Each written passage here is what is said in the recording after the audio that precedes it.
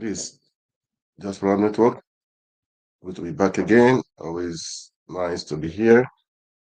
And I hope you guys have having a good day.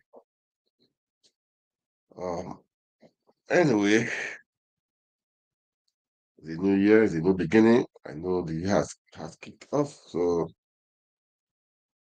it waits for no one. So we have to make it work. Okay. Anyway, many things have been happening. So many things have been happening.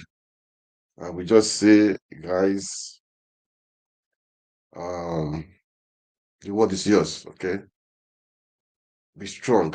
Be steadfast. I will say this was encouragement before I go into what I want to do today. Be strong, be steadfast, don't give in, don't give up. Life is a battle, continuously, despite the situation, continuously moving forward. That's how it is. When you take a step back, you lose. We don't take a step back. We try to move ahead. Okay, that is the secret of that's one of the secrets. Okay, don't let the past hold you back. Okay, uh, learn from experiences and make the future better. Okay, I'm just this is a kind of words of encouragement. I like to encourage people before I start the thing of the day. As I've said, the life is beautiful. Okay, you can make the life worth it. Okay, don't let anybody talk you down. Don't let anybody give you a name. Don't let anybody tell you who you are not. In fact, they can say their own, but don't answer to it. Don't answer to what you are not. You know what I'm saying? But it's only when you answer to what you are not, that is when you become what they call you, okay? So don't answer to what you are not. All right? I know my name, I know who I am. Call me by name, I answer.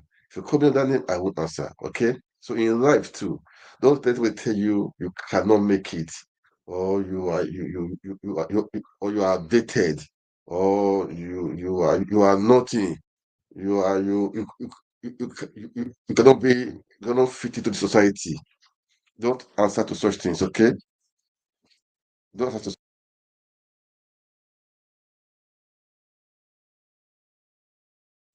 don't answer to such things, okay? Don't answer to such things. All right. So please, guys, be yourself. You can make this happen. This part is happening around the world. There are crises everywhere, not only in Nigeria. There are crises everywhere. So don't let it don't let it weigh you down. Okay. Yeah, that's the way down. Just keep on hoping, keep on believing in yourself. We go with you. You can make it, everything will be okay. All right. This is my just words of advice this evening, man. This is my just words of advice. Anyway, uh man, so where do I even start from? Because uh so many things, guys, so many things. Please, as you watch, kindly like, kindly share, make comments. It's important to make comment. It's important to like. It's a kind of interaction, interactive. Let's make it kind of interactive forum. Okay, that's how it's supposed to be. If you have a question, just write it down there. If you want to make a comment, you can write down there.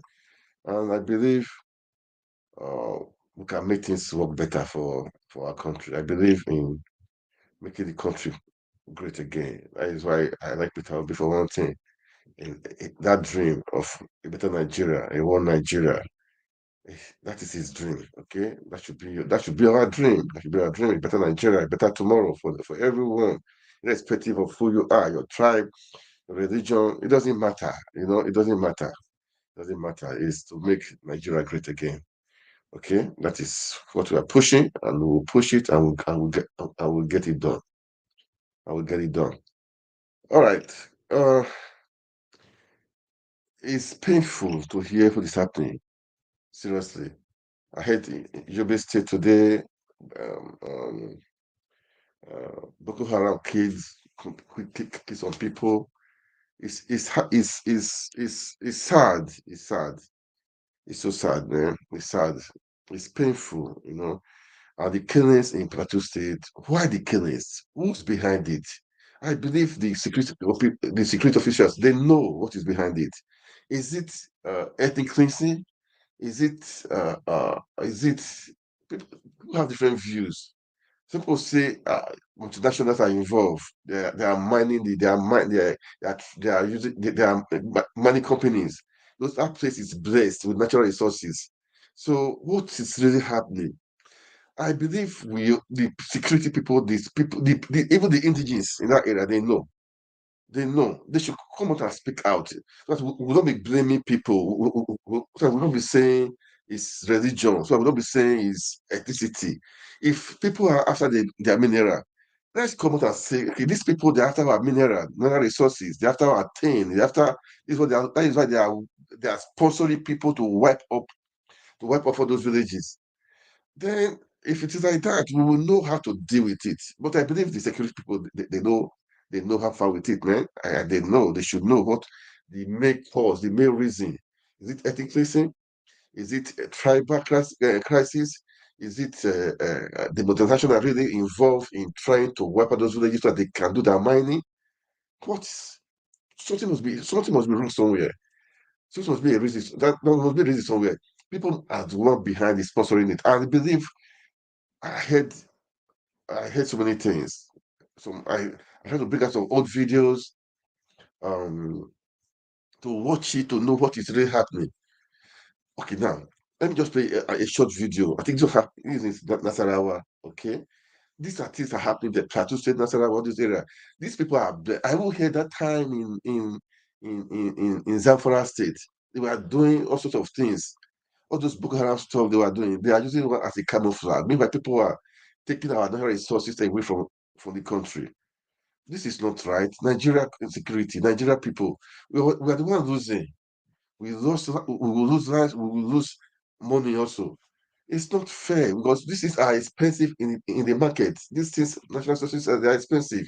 These ones, if we are able to harness the security system, we can make money from it. We will have jobs. The country will have money. Africa is blessed.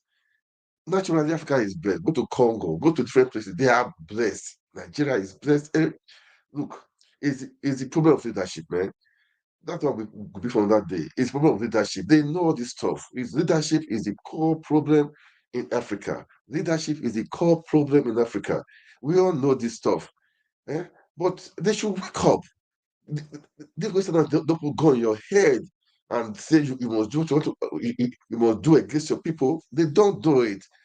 So why should you stand up, be a man, leaders, African leaders, Nigerian, be a man and do what the needful.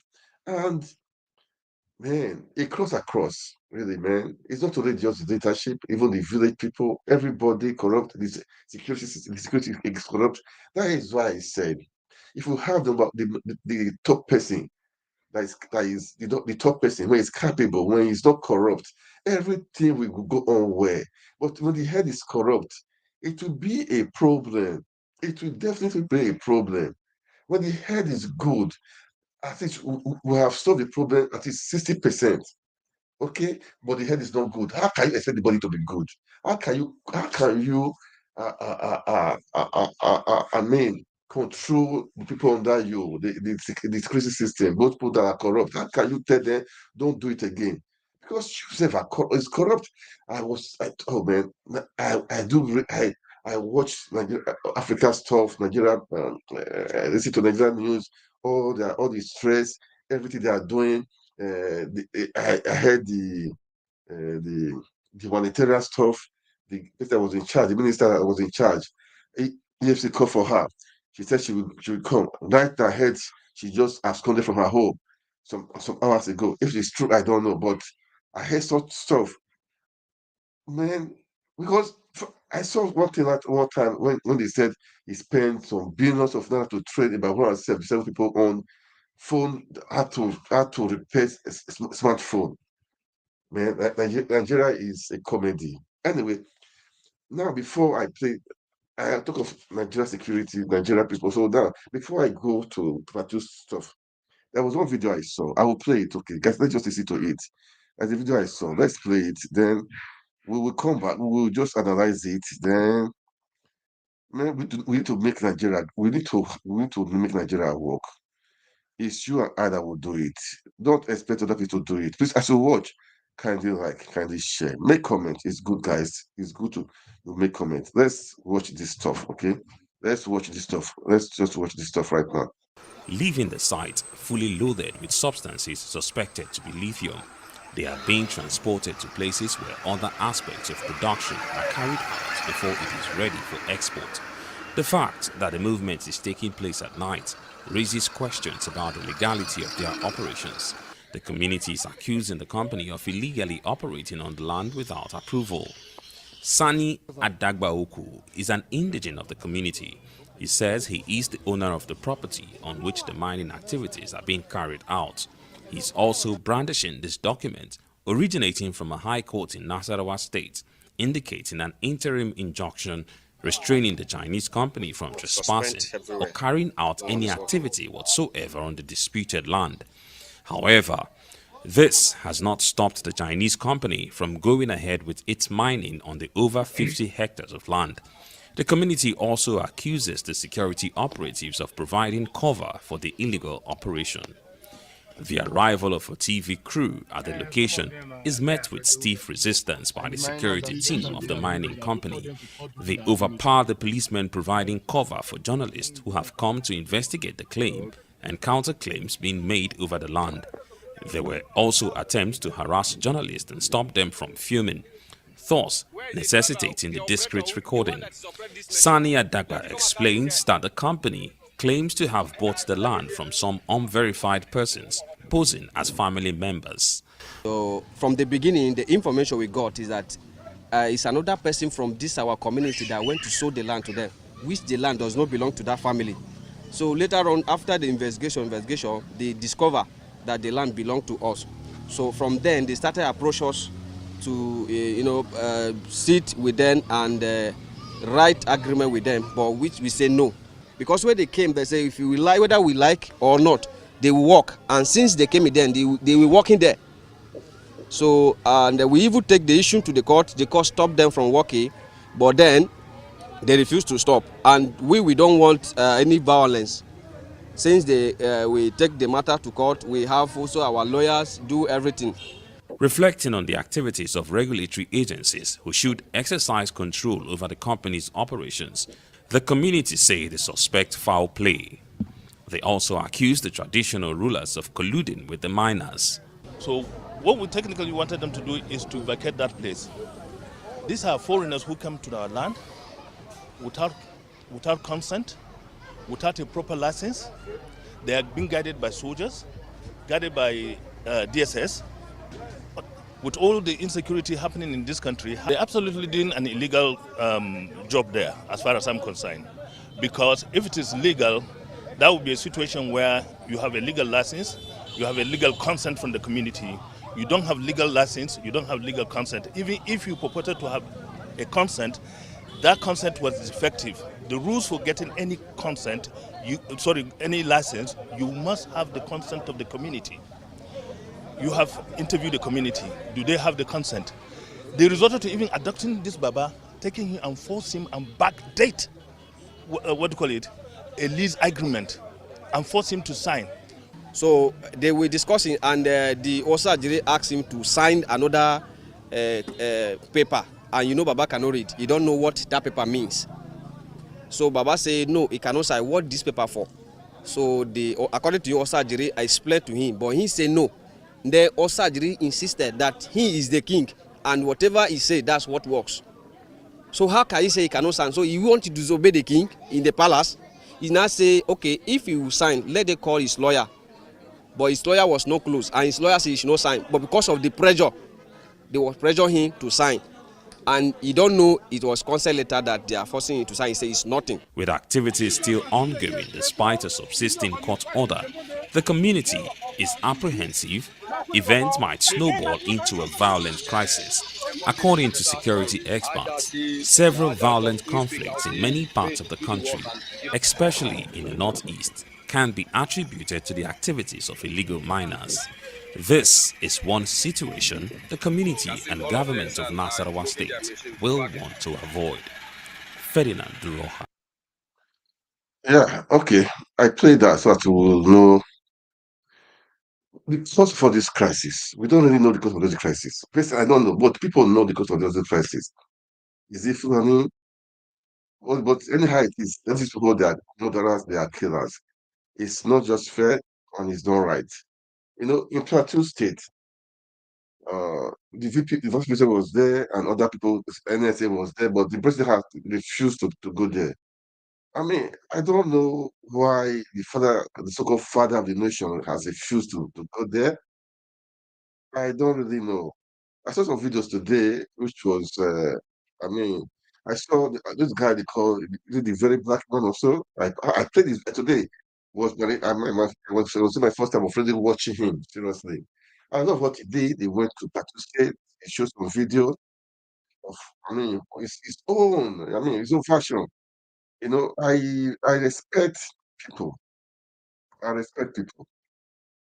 I respect people for who you are, okay? And for that thing he did, I'm so happy. It doesn't matter. I don't care who. I mean, I mean, I respect him for that thing he did. Uh, maybe let me show the video of what I think he said. Let me play the video. Let me just play the video, okay? Let me play the video. Let's People let's came to watch it. attack those poor people. If you remember the video again, where they were pulling a child from behind his dead mother and his dead folks, you understand? So this is where it happened. Now let me tell you what's funny. Bring the camera down. This is tin. This is tin. These are minerals. Look at it on the ground. These are minerals. So it is pretty obvious. See them, come. It is pretty obvious that these people are being killed because of the richness of their land. Can you imagine they had to burn down the place? Come. See, start from here. They had to burn down the place. See these houses? Everything burnt down. We came into this village. There's literally nobody in the village. Like literally nobody. They had to run away from their own land, from the place where they were born, where their grandparents lived. Do you understand? Can you imagine minerals on the ground? See, minerals on the ground. Minerals on the ground. That means this land is rich. Why are they doing this? I don't know. It is obvious, but we act as if I don't know for political reasons. But please, Nigerian government, please. Now I'll take you to where the children are. The children that are being affected. Those people that they killed, their children. I will take you to the IDP camp where they are. If you see them, then let's not even talk about the ones that are in the hospital without hand and legs because of insecurity in Nigeria or because of greed.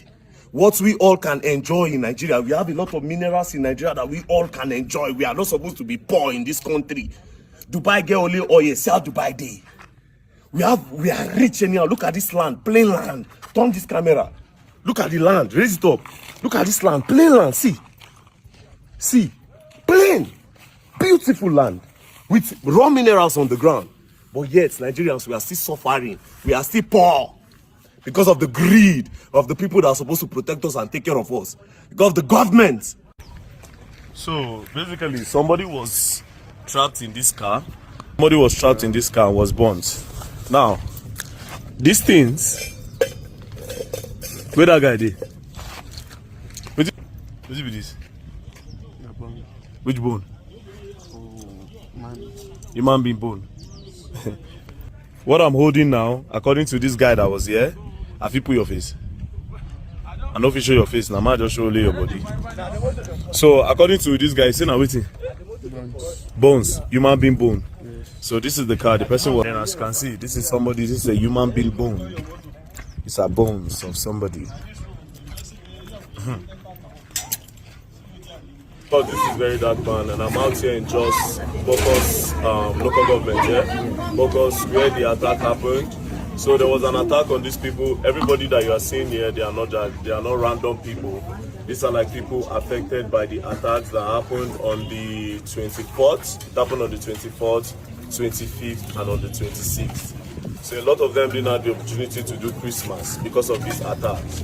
And what is funny is that I've done a little bit of investigation. I walked around. Some of them are staying here, and then some of them are staying in this town. Let me see the zinc houses. This place, and then behind. Now come back.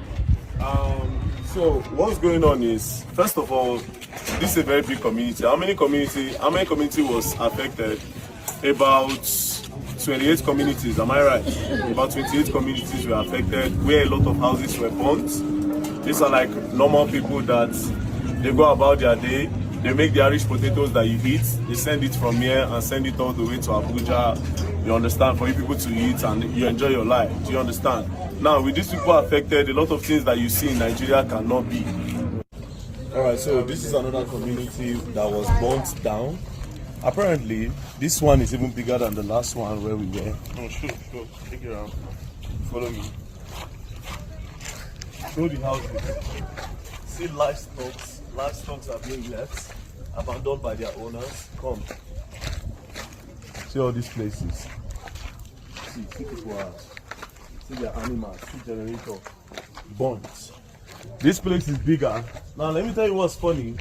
From the last place we were to this place, it's like we drove for like 35 minutes on a normal low driving speed. Now come. Apparently this whole thing happened in a day. They attacked different places in a day.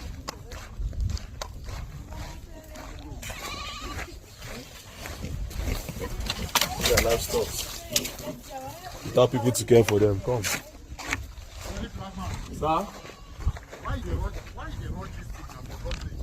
I need to rush. You won't make a head back for one side.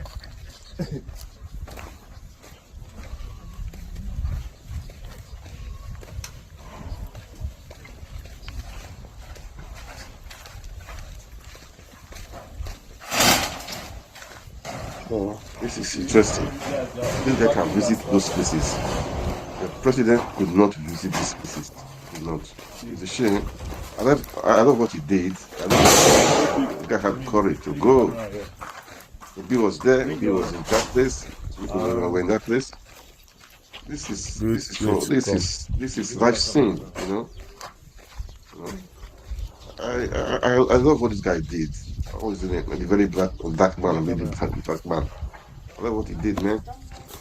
We're concerned about people should share love. We should spread love. Okay. Abandoned everything. Abandoned. One day attack. They started this attack on the 24th, 25th, and 26th. First day, they attacked multiple places. Like I said, the former distance to this place is over 35 minutes, and they attacked them one day. Meaning the people that were involved in this attack were up to like maybe 500. They attacked the whole community. Well, I played that so that you guys could see it. What security in Nigeria? What do we do, man? I tried to analyze before. I said, what is the reason behind it? Is it ethnic cleansing? Is it Fulani? Is it multinational companies that are looking for natural minerals? Those places are blessed. So the security people, they know what is happening. The people know it's happening. So we should know, if you stop killing people, no, go, let's find out and let's eliminate the root causes. I played the first video of how you see socialist firms doing mining in Nasarawa. So who knows, man? Who knows? Who knows? And today in Plateau State, they arrested about 8 people that attacked that area. Then there was crisis, so many crises. I don't just know. Seriously, if you ask me what is the reason why, if today they burnt down the house of a chief in that area. They said some chiefs are colluding with them. I don't really get it. Well, Nigerian people, let's wake up. Let's help these people in Plateau State. Nigerian security system, the president, the governors, let's help these people. Because some people are just, they are harmless, they are just there, and they are big kids. This is not fair. This is not right. This is not right. This is not fair at all. It's not right. We should rise up to the occasion. We should rise up to the occasion, man. We should rise up to the occasion. let's listen to our lady Yusuf, Aisha Yusuf. I would say her taking it. Let me see her taking it. Yeah, let's listen to her. Let's listen to her taking it. Let's see, because it's painful to see what is happening in that in that area, man. It's so pathetic. It's painful. I don't know. I don't know. It's let's listen to her. Let's listen to her. Nigeria is such an insensitive country. Our security agents, they really don't behave very well at all. Security agencies, all of them just behave anyhow. How is it that people have been attacked? Their people have been killed. They've been massacred. They are busy burying their loved ones. I mean, if you see the gruesome pictures that came out of Plateau State, one of the ones that for me was really so touching was this young man that was buried without his head. He had to be buried without his head. You understand? Looking at that picture is just so touching. I think a few days after the burial, they say they now found the head behind somehow. Some animals have started eating it and all of that. With all of this, pain that people are going through, the soldiers are now coming again to go and arrest some members of the community, youth amongst the community. How do you do that?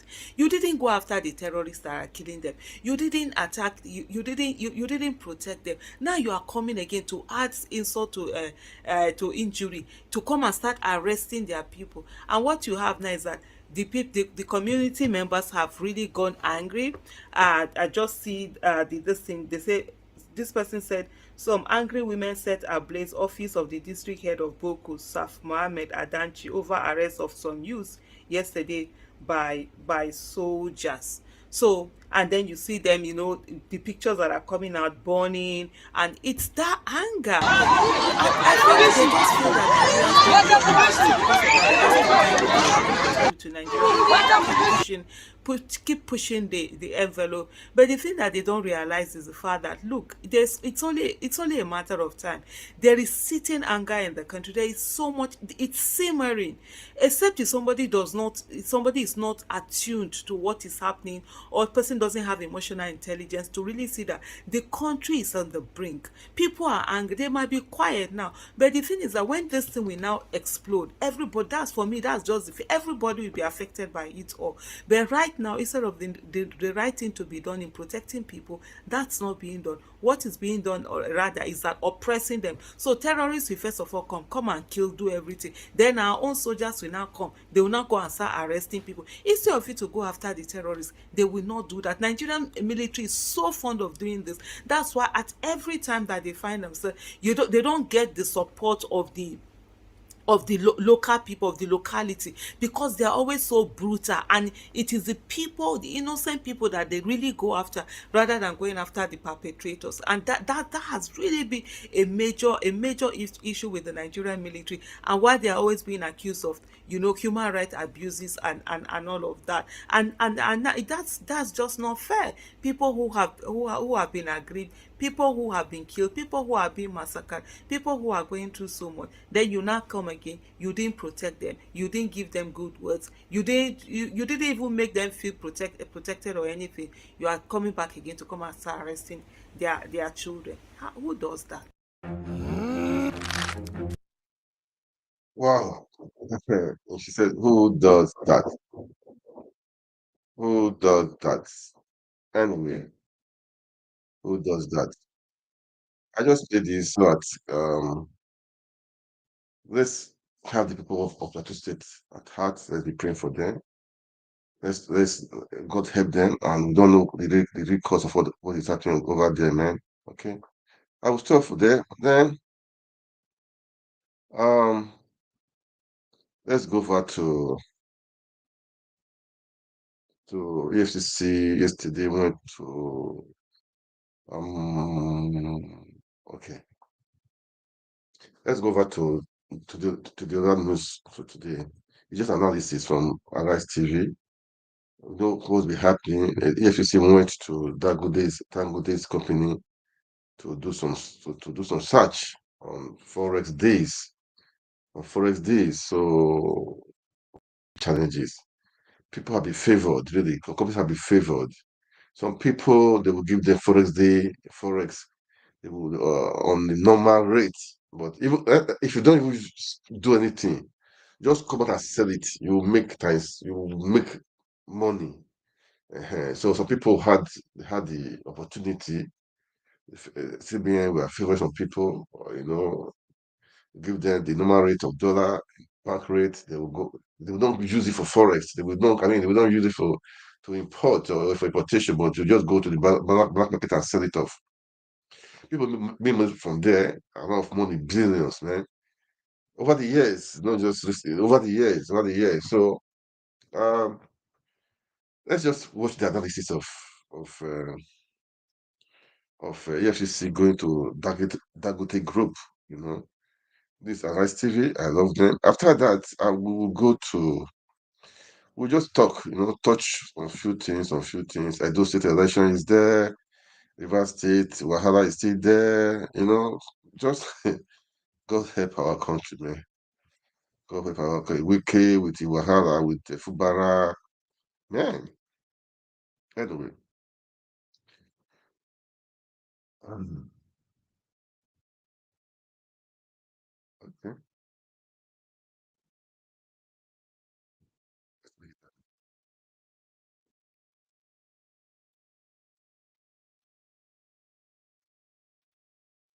Let's play this there. Listen to the analysis. Crimes Commission, EFCC, is conducting a comprehensive review and investigation into foreign exchange utilization in the last 10 years, which involves scores of leading companies in the country that may have benefited from FX allocation from the Central Bank of Nigeria, CBN. The target companies include Dangote Group, TGI, and Flour Mills, among several others. The development might not be unconnected with the investigation over arbitrary FX allocations. Clearly, none of the companies was said to have committed any infractions, as there were yet to be proof of their involvement in criminal activities. Equally, yesterday, former Minister of Humanitarian Affairs, Disaster Management and Social Development, Sadiya Umar Farouk, wrote to the anti-graft agency to tender her apology for failing to appear before the commission to answer questions on alleged laundering of 37.1 billion naira during her tenure. But suspended National Coordinator of the National Social Investment Program Agency, NSIPA, Halima Shehu, reported to the agency after she was released Tuesday night. The EFCC is working. Yeah, I mean, there's a lot going on. And in principle, this is nice because we need to be able to investigate the past administration. Because a lot happened and there are questions that need to be asked. I think I will all remember boldly when we saw the then humanitarian minister then sharing money for people in the hands during COVID-19. And we're asking, where is the accountability for all of this? How this money is being shared? The social investment program, a lot of the things they did then looked very nebulous to us. So if EFCC is asking questions, they have rights to ask. But they should also respect the rights and the constitutionally laid down rights of the individuals involved. If you're doing your investigation, respect the rights of the citizen, because despite whatever allegations you have against her, it is just still an allegation now. Nothing has been substantiated except it goes through a court process. So I call that respect. But the question I would like to ask is, all of a sudden, I'm not denigrating people for their health, but why is it that when there's corruption allegation, all of a sudden, people that once served in government, they become sick? We even remember a former minister that even went to forge medical papers just to be able to prove that he was sick. That one became another case because there are allegations that he forged the medical papers, so allegations anyway. So all of a sudden they become sick. We remember the case of people that were in severe pain. Anyway, that was not a corruption allegation or anything. Remember some senators that fainted and all sorts of things with health. Because when this same person responded to those allegations at first, I mean, she didn't talk about any, but we cannot say about her health. That's just a side comments, that's a side commentary. Fair enough. But it's just very curious to understand why is that all of a sudden when there's an allegation, you have to come and face the authorities, you fall ill. Maybe it's the jitters, I don't know. But it's well within their rights to be able to investigate, because a lot of things need to be done as regards the humanitarian ministry. And also, an eye must be put on the humanitarian ministry, because we have started hearing all sorts of things. People arrested, anyway, people have been changed from their positions. We need to put an eye, because that ministry gets a lot of funding, but we don't see the impact of the funding. I still challenge, apart from people that you put up on camera to be able to show that we gave monies, what is the impact as regards poverty of all the billions and the millions spent? The loan that we took recently to be able to give people in conditional cash transfer, where are the people that money was given to? How has it affected them? How has it changed their lives and prospects? There are many questions we need to ask. And as with other schemes, remember where I would say trader money was vote buying, obviously, and how they led the charge of that. Till today, we've not seen the impact on the market, because you see, conditional cash transfer, when you look the Brazilian model, Bolsa Familia, is tied to a goal, and that goal lifts people out of poverty. I keep saying the story of Lula, Inácio Lula da Silva, the current president of Brazil. After he left power many years ago, when he came back for re-election, guess the bulk of the young people that voted for him were the people that benefited from conditional cash transfer over 10 years ago. And a lot of them kept on saying, you know what, I'm a doctor today because of the money Lula was given that time to help my parents to see me through school. And those were the bulk of the young people that voted for him. So you can see the effect of that conditional cash transfer. And when it mattered the most, they paid Lula back in votes. When are we going to see that effect in Nigeria? So that's why we need to look at the scheme. Concerning the EFCC also going, I would also put a caveat out there. It must be in respect of the rights of those people and those companies. There's been a lot of talk about, this Forex situation and all of that, what happened in the last administration. Our allocation was given, to groups like Dangote, TGI, and other companies like that. In fact, the Dangote group said they had first submitted information, so they don't know why the EFCC is going to witch hunt them. In fact, there was another story about the fact that it's another rival business group. But apart from that, the EFCC should be able to do its investigation thoroughly. It's not a case where you harass companies, make them look bad, do media by trial. Yeah. And I would like the EFCC to stop media by trial. This is from it. Because it is this same EFCC that makes a hula baloo of everything. But when they go to court, there's no substantial evidence. And they lose the case in court. So please, they should do their work diligently to be able to get to the truth of all of these matters. Because we need to be able to get to the truth of all of these matters. How these monies were spent, how these monies were appropriated, what really happened, who got what, when, and how. That's it. But most importantly, if this government is serious about fighting corruption, like it has shown some signs, and I will give kudos to them, the government needs to audit the NNPC. We believe there's a whole lot more than the NNPC that has not come out. Also, this government needs to audit the NDDC. There was a white paper released, and I challenge this government to release it. There was a white paper released, written as regards the audit of the NDDC. That white paper had been sitting for a year. If this government is ready to fight corruption, they should release the white paper on the NDDC. We challenge them. Let's even know how much, what goes on, what corruption goes on in the NDDC. How much is being spent? Because the government cannot just get a white paper ready as regards recommendations that need to be made, and we are not seeing it in the public. So we even know what happened. How many accounts were in the NDDC? How many accounts did they put around? What was going on in the NDDC all these years? What was the report of the forensic audit? I know it's been written into a white paper. We need to be able to see the end of all of that. Also, we need a proper forensic audit in the NNPC. Let's see what goes on there. What happened in the subsidy, regime? How did NNPC run the subsidy regime? Are they still paying subsidy as we speak today? What's the transparency level in the NNPC? A proper forensic audit is needed. On the money spent hitherto on the refinery till date, a proper forensic audit. If the government does not be mishandled on the NDDC, the NNPC, and some other bodies and all of that, all they are doing will be a charade and a walk in the park. I will not believe that we have an anti-corruption back. Because like we were saying yesterday,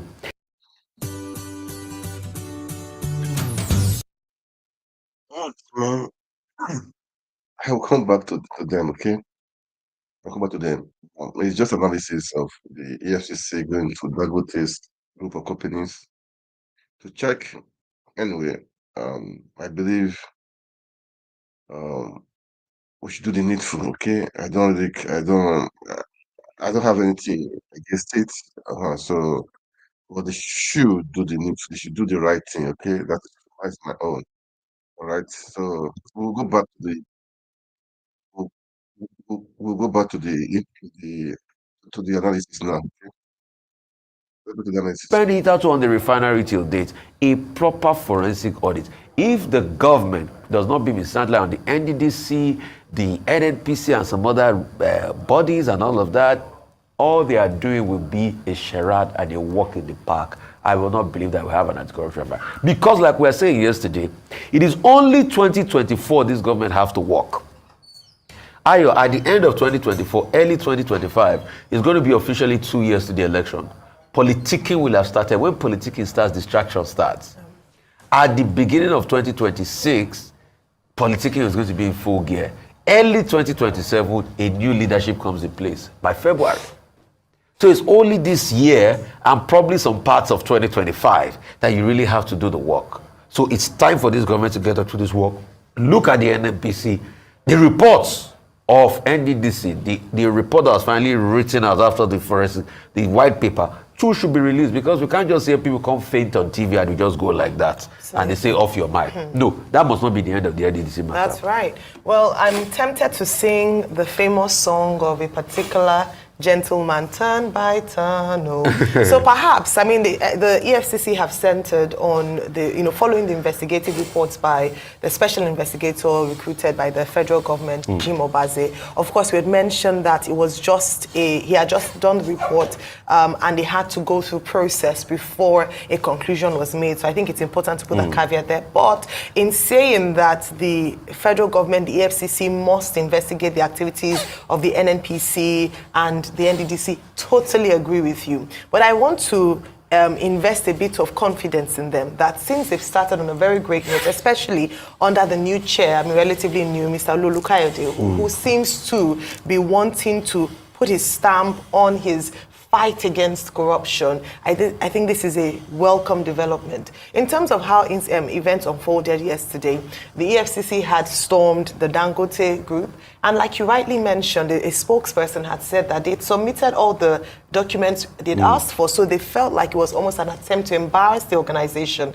And so this again goes to that conversation around headlines or audio headlines without thorough investigation. Maybe what a suggestion or perhaps a recommendation to the new leadership of the EFCC is less headlines, more convictions. Because it's easy, I mean, we remember the Ikoyi billions, we remember a number of cases, high-profile cases, where there would be a lot of noise and media trial, but at the end of the day, it ends up being nothing, or, there's no conviction because, like you said, lack of evidence. Anyways, they went to the Dangote office, and according to Dangote an official source, they said that they gave them everything they needed. They were able to look into their books for a few hours, and the idea was that there were allegations of round tripping and use or abuse of the use of forex allocated to them as an organization, especially in the purchase of raw materials, so that they got forex from the CBN without approval. I think another thing I must mention in this particular report is that it was said that the CBN governor, the previous CBN governor, had allocated forex without the board of directors approval and also without the investment committee approval. If that is the case, because remember all this is still under investigation, if that is the case, then it would go back again to what we've always spoken about in terms of strengthening institutions. How was the CBN governor able to make certain decisions, including investing or putting forex in different accounts, in overseas accounts, without proper process, due process done? So we need to investigate that a bit further. There's so much I believe this investigation will unravel. The thing is just that as it breaks, as the news break, we talk about the stories each day, but we need a holistic and complete, and we need to see this to the complete end so that we begin to see the cracks that exist in some of our key institutions in the country. I think it's really important. I am glad that the groups, it's not just Dangote Group, I think we just mentioned that because They had, that's the one that they went to yesterday. I know that the Boa group as well, as we talked about yesterday, the TGI. And I don't want anyone to say this is a witch hunt, because every time an investigation starts on an individual or an organization, the first thing they cry is, oh, it's a witch hunt, it's a witch hunt.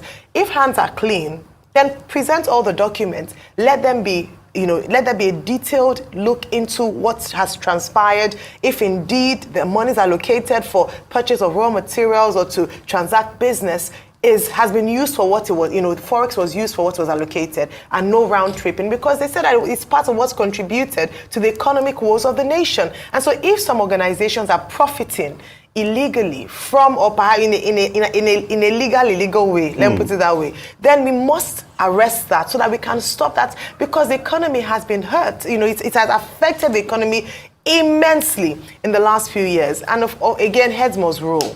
Any guilty party, whether previous or current, must face the full consequences. Now, talking about consequences, let me come to the National Social Investment Program Agency, the NSIPA, which was under the purview of at that time, the Ministry of Humanitarian Affairs and Social Development, that was headed by Sadia Umar Farouk, who now said that she didn't appear before the EFCC yesterday because she apparently was ill. I pray that she gets full recovery, but when she recovers, she has questions to answer. She must face the EFCC and also Nigerians, because she's accountable. Because, like you mentioned, it is sad that an agency that was set up, because this was the first time that the ministry was established to address the needs of Nigerians living in poverty and to develop lives, human lives and human capacity. It would be such a shame, because according to the EFCC report, out of 44 billion naira that was said to have been transferred to different accounts, which seem to have been fronted by certain individuals and organizations, they'd been able to recover trace 30 billion naira of that, and they're looking to ask questions to recover the money. I hope, as we have said, that they will get to the bottom of this. I know the coordinator has been apprehended. The director of finance, who retired in December last year, has been brought in for questioning. There are questions to be answered, and every single penny must be accounted for. Rufa, if you recall, when Dr. Betta Edo was here, especially when she came into the role newly, we had asked her if she was going to probe and look into the books of the previous administration. Yeah. And I remember she said she was looking forward. I'm glad that the EFCC is taking this forward. And beyond that, the reason why we must have people accountable is that it must serve as a deterrent. If this government is serious about fighting corruption, we don't want the initial, what Nigerians will call gra-gra, and a lot of headlines here and there without any solid or any tangible convictions from this process. We're not saying anyone is guilty, because of course, according to the law, you are innocent until proven guilty. However, if there are questions to be answered, I'd rather the EFCC did a thorough job of investigation before naming and shaming on headlines, because at the end of the day, it also causes reputational damage, whether to the individuals or to the organization, if they're not found guilty at the end of the investigation. Do your investigation thorough, bring people on board, and where they're found guilty, I hope the full weight of the law will be applied in everything, in all the circumstances that we've seen. I think you should get to the stage where people should start suing the EFCC for the reputational damage done by not properly investigating. Maybe that's when they will learn. Maybe if they have a couple of cases when people sue them heavily for the reputational damage by not doing their work properly. There's some, the former Minister of Petroleum, Diezani Alice Madueke, sued the EFCC at some point. So there are some people who take them up. But again, just the judicial process, the slow processes of the courts. But like you mentioned, absolutely correct, because at the end of the day, what you see online is, oh, Dangote is in trouble. I know in Nigeria, a lot of people just read headlines. They don't see the details of the headline. Or Boa is in trouble, or the humanitarian minister was complicit and all that. We need to emphasize the fact that this is just an investigation. However, it raises a lot of questions, especially following this investigation, and we must see this to the end. Move on to our next story. Yes, guys, I love Arise TV. I love Rufai and all the analysis they always give. I will come back to them, okay? Now, we'll go to River State, Fubara and Wike. Really, as I've said, Fubara, Wike, who win, I don't care. But for my own, it's Rivers people. Good governance. That's what I'm just after. Because both of them, the election for APC. So I don't really care. But now, Fubara, I don't know. It's neither here or there. It will go, it will be cold one day, it will be hot one day, people supporting one day. I don't really know much. I don't know what that guy is up to. Really, I don't really know. I saw a video. I'll come back to analyze people, okay? Now, I'm not trying to analyze some few things, okay? He went to go and visit. He went to Bayelsa to go and visit. I don't really. Maybe he wants to parley with the judge there. I don't really know. Okay, I'm not against that. That is good. Good. But what is he up to? What are his plans? What are his plans? So I don't really know. I'll play just a short, uh, not too long, okay? This one is doing long, but not too long. Then I'll go back to Arise TV. Just analyze River State and what's on the election and Wike and what's on the country. Afubara, okay? Let's listen to him. Let's hear what he's saying. We have a lot of things in River State that are jointly owned by these two states. It is our desire. I know we've not had this before, but from this particular moment, whatever it is, let us look for a way, settle it, so that we can move ahead. I've always said we cannot attain development in the faces of crisis. We cannot help one another in a situation of anarchy. Peace is the major ingredient for development, not just for us in Rivers, but it's also needed in Bayelsa. So our meeting today is the coming together of two brothers. Yeah, we can answer Rivers Bayelsa, but when we're together, we still remain as one. As one.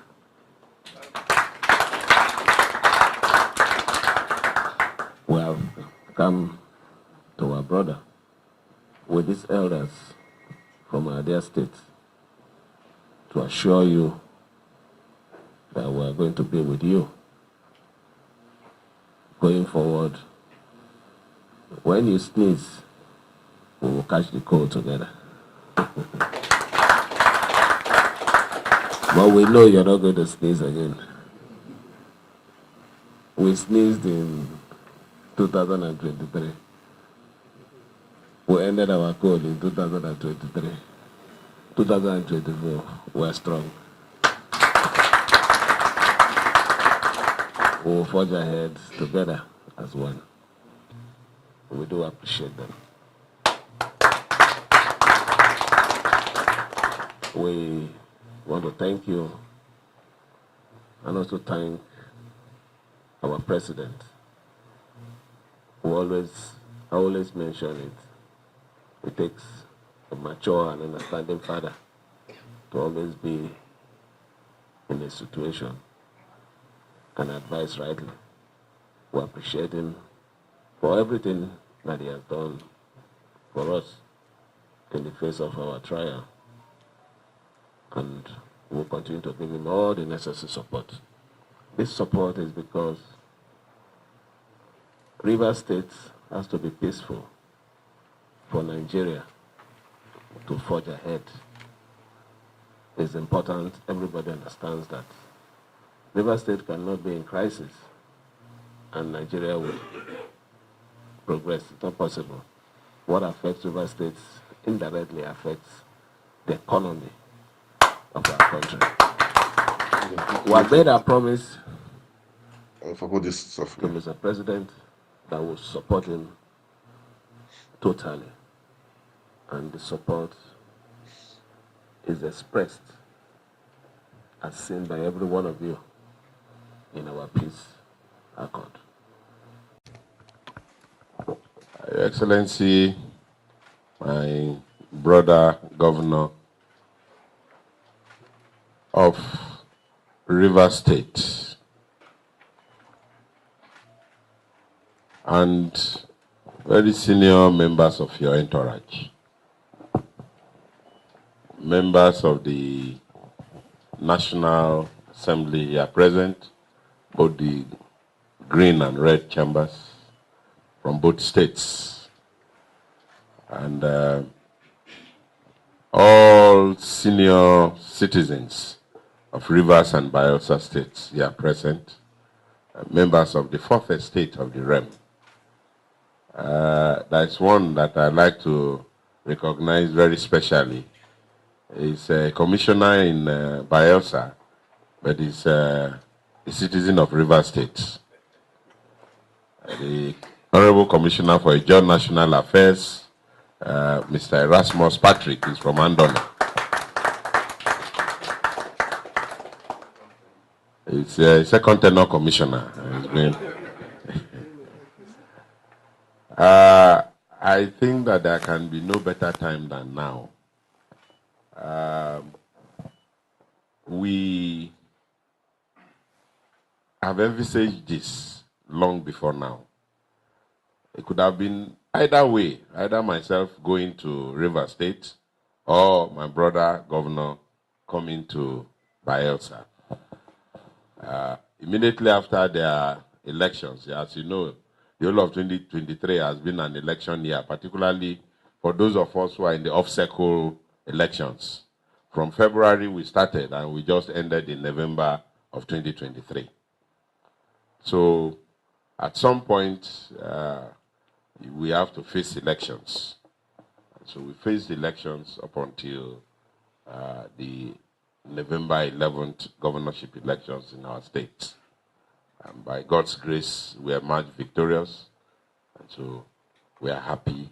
And that's why, and that explains why we didn't take the first slot to actually come to River State to visit my brother, the governor of River State. As has been said there and amplified by my brother governor, Rivers and Bayelsa are one and the same. Our culture, our everything. And that's why even in the recent political misunderstandings that was going on in the state, I chose to be quiet. While I was quiet, we were also working behind the scenes so that there should be peace in River State. Whatever that happens in River State affects Bayelsa State, and vice versa. And so I'm happy there is some relative peace, and we will continue to pray for peace to reign in River State, so that the governor will also have his own time to see his vision through in River State. And so, my brother, you are welcome. Welcome home.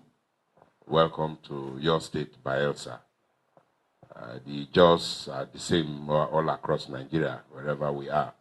Our culture is the same, everything is the same. And even in this trial, I know by the time we leave this place, even if I don't say it, my own media men will ask, what would you say in this crisis? You have not been talking. Now that your brother governor is here, what is your own thinking on this? My thinking is that there has to be peace in River State. You will never procrastinate again once you understand this. Yeah, I think I will stop there. I think maybe I will stop there. Let's go back to the analysis of or wait. Let me just let me take a few minutes before I go back to RIS TV. Okay. me my own men will ask, what will you say in this crisis? You have not been talking. Now that your brother governor is here, what is your own thinking on this? My thinking is that there has to be peace in Rivers State.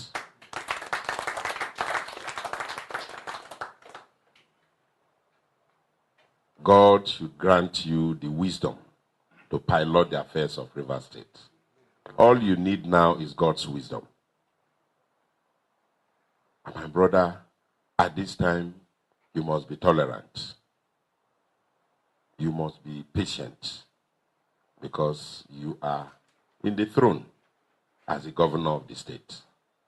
And when you are on that throne, like I keep saying, when you are in between those two flags, you only communicate with God. And when you communicate with God, God grants you the wisdom to do what is right, that the people will rejoice. The Bible says when the righteous rule, the people rejoice. So my prayer is for God to grant you the wisdom, the knowledge, and the understanding, so that you will bring Rivers State from where it is to a greater height. And when Rivers State is growing and developing, the spillover effect will be in Bayelsa and vice versa. Even during the crisis, it was almost turning to be an Ijaw Ikwere. And some people came to me and I said, no, it's not. Ijaw people are not fighting Ikwere people. It's nothing like that. We lived together in that state. Ijaws, Ikweres, Ogoni, and all the other ethnic groups, we lived together in old River State. There was no distinction of Ijaw and as if one Ijaw is fighting Ikwere. No, no. And I'm sure all that is coming because the current occupant of the seat is of Ijaw extraction. But I'd like to advise all of us that we should rather look for peace. Let us not escalate it. Let us bring peace so that the occupant of the throne will also have a clear head in pursuing his vision for the state. There are sometimes you will think that, oh, this man has no vision. No. God knows why he brought him in at this point.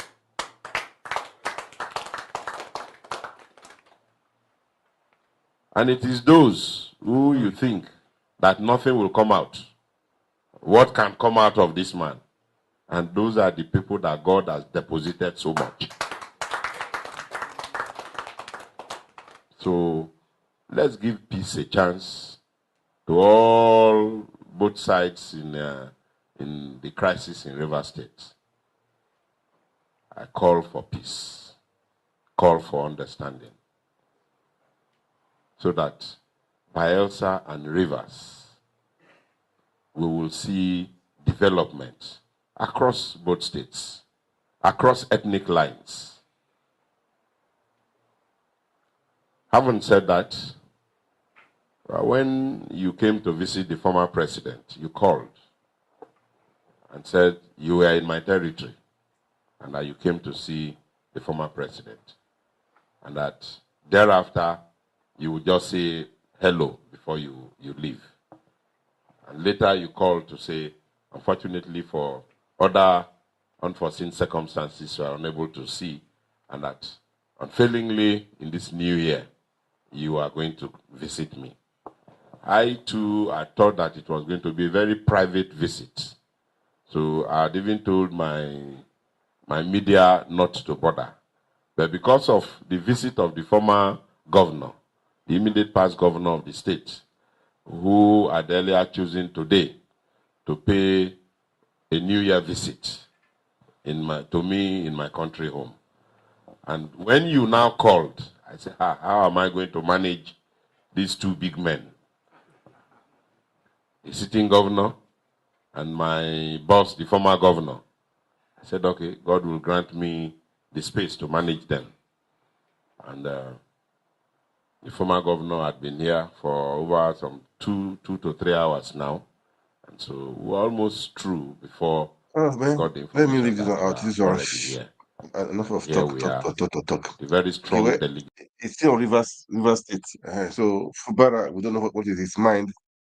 So, well, that's not my business anyway. But just to make us analysis. Anyway, let's go back to them, to Arise TV. Let's hear from them. Okay, let's hear from them. Okay, all right. Let's go back to them. All right. Please, as you watch, kindly like, kindly share. Okay, make comment. Okay, let's uh, let's let's share our thoughts. Okay? All right, let's go to. Siminalayi Fubara has begun to reach out to politicians within and outside the state, aligning and realigning forces, whose association he thinks can help him navigate the maze of political crisis produced by the recent face-off with his political godfather, Nyesom Wike. Fubara yesterday visited his nearest neighbor, Bayelsa State Governor Senator Duye Dere and Senator Azuta Mbata from Rivers State to seek further unity between the two states. During the visit to Dere, Fubara said he was willing to work with him to achieve a peaceful settlement of issues concerning property jointly owned by both states that were pending in courts. Towards the end of his tenure as Rivers State Governor, the current Minister of the Federal Capital Territory, FCT, Wike, and Dere had fielded the jointly owned property. Amid the dispute, Wike had ordered the demolition of a Bayelsa-owned property in Port Harcourt and claimed it was unkempt. However, Fubara expressed his strong desire for mutual cooperation when he paid a New Year's visit to Dere at his country home in Sampu in Kolokuma, Opokuma local government area of Bayelsa State. All right. Is this a consolidation of allies or just wanting to do the right thing? I remember very clearly that demolition. We talked about it. Yeah, we talked about, we interviewed people already. Yeah, so in the historical context, so there was the old River State. The old River State also had parts of what is called Bayelsa today. So hence them owning things jointly. And we remember that demolition, a lot of people said was because of Governor Wike's alleged fight, with those in the helms of affairs and the other PDP governors when he was, mad at them about his own ambition. That was Governor Duye Dere, that was just close to him in Bayelsa State. That's why he went ahead. And it was not only Bayelsa State property, there were many properties Governor Wike damaged. It was very, very larger than life personality while he was there. And he did a lot of things and he got away with it. And him getting away with a lot of things indeed is reflective of Nigeria itself. That people can muscle their way and get away with a lot. But that should not be the order of the day of Nigeria. But as regards this consolidation, Governor Fubara will have to let a lot of political watchers know what is up his sleeves. Because at first he has not said anything.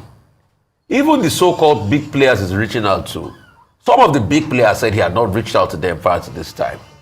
Because those that will stand for him in the River State are the same PDP people that Wike pushed him away for because Wike was building his own empire. So when he said he's reaching out to people like Governor Duye Dere, if things hit the fan in Rivers, is it Duye Dere that will come from Bayelsa to come and fight for you? There are people like Senator Lemi about there. There are people like the Sekibos of this world there, and other top politicians. But you've been too distant from them. And the question is, you are the one that are going forward and going to the back. At first, they had a rally in your honor. A strongman rally. Thousands of people were there. We couldn't ascertain the number of people that were there. Where they sang the Day Your Day song. Yeah. The next minute, you said, things were bad. You had to just sign for peace, in the interest of peace. People that were in the meeting said, you were handheld to sign. And the next minute, you started making moves.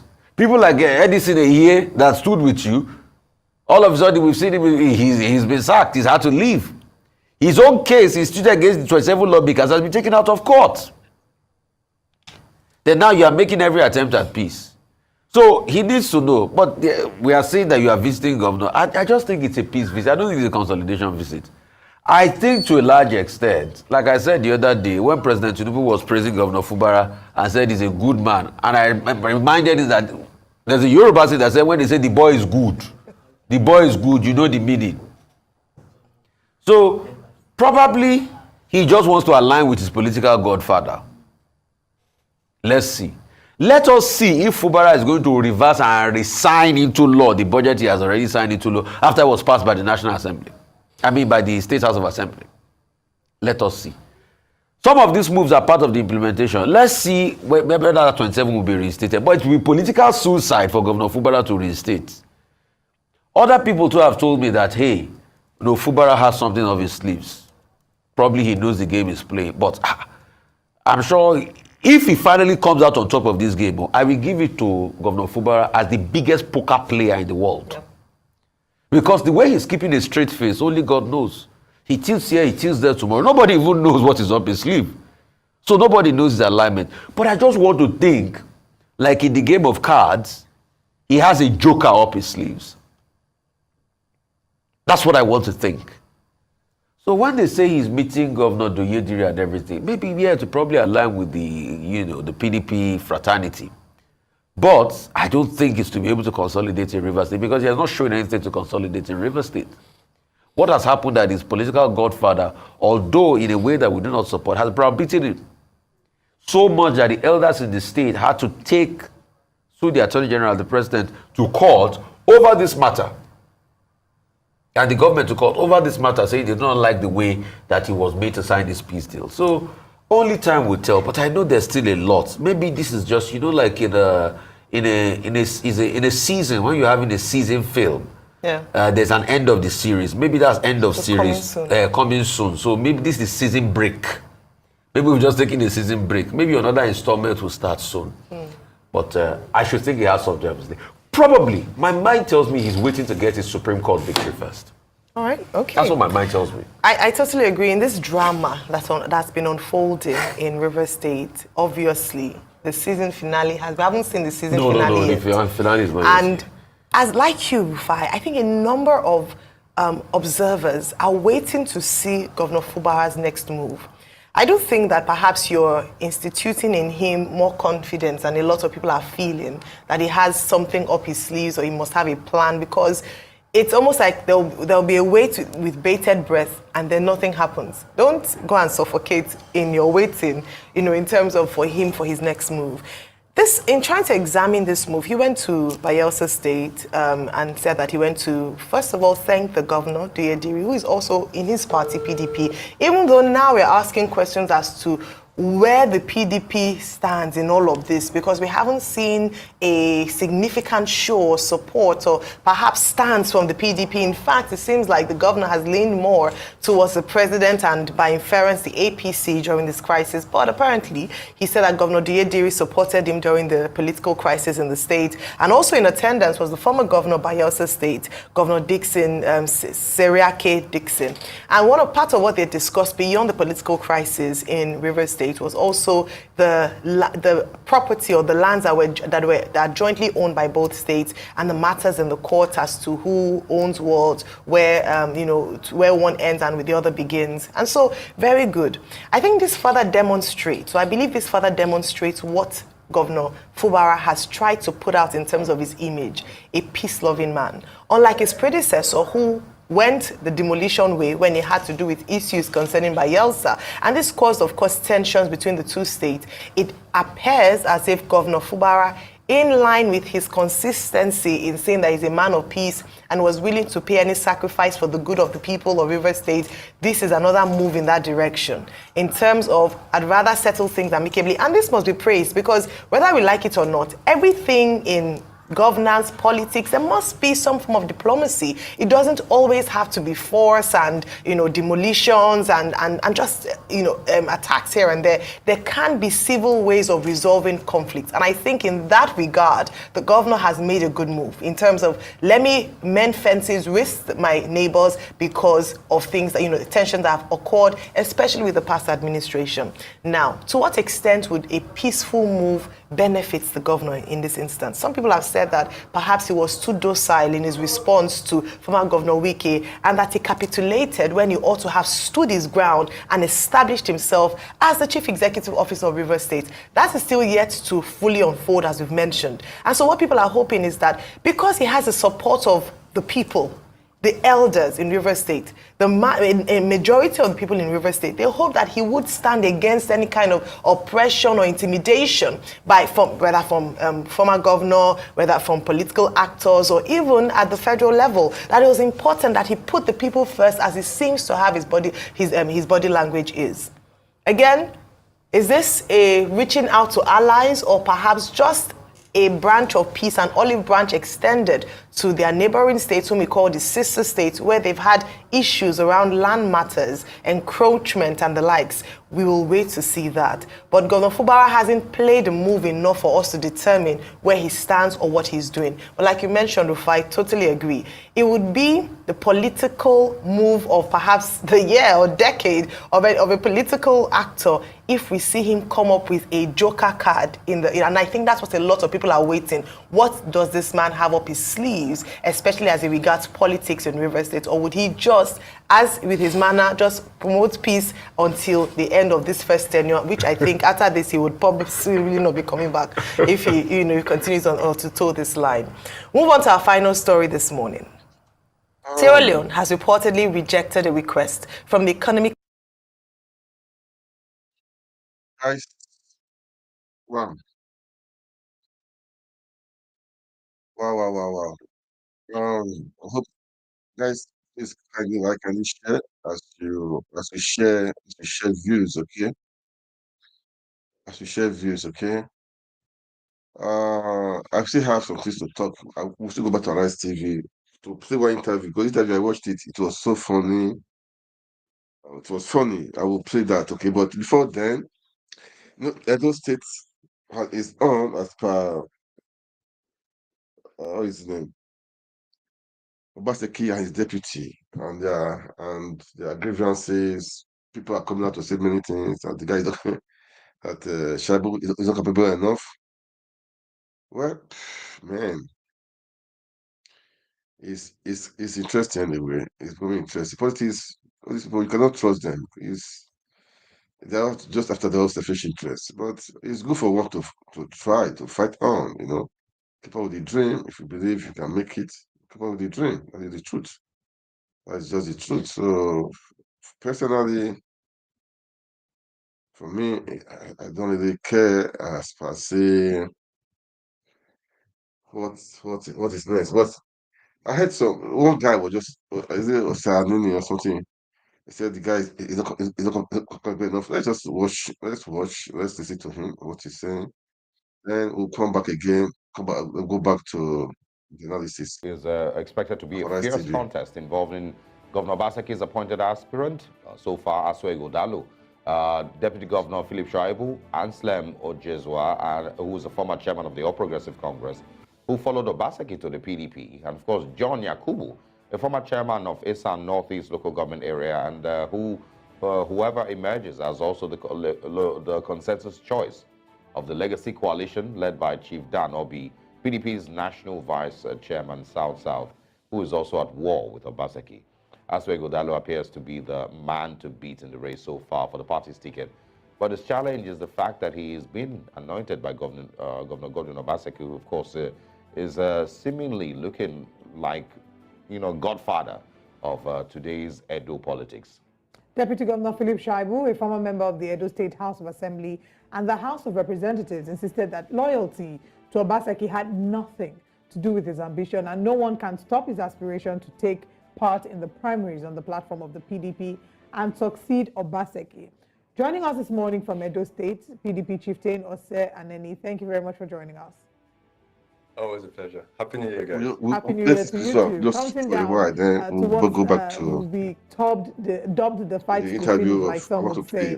Arise There's so much that's been This happening Edo with State Edo stuff, State okay? Let's politics. just I think put I'll things start with it. off with the position and the chances of Edo Central Senatorial District emerging. I did hear that there was a meeting that happened a few weeks back or a few days back where there was an agreement that by the 6th of January, that will be tomorrow, they would then find one candidate to represent Edo Central Senatorial District. So talk to us about the strength of these senatorial districts emerging as the winner in the governorship elections. Dieser geniale Smartphone-USB-Stick verschiebt alle Fotos von deinem Telefon. Okay, wait, just a moment, please. We'll go back this one. Okay. All right. Okay.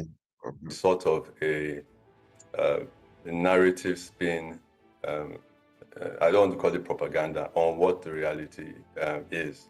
And I think my concern is the media is buying into these narratives. For instance, you opened by saying that my aspirant, Asue Ighodalo, is the governor's appointed candidate. That isn't true.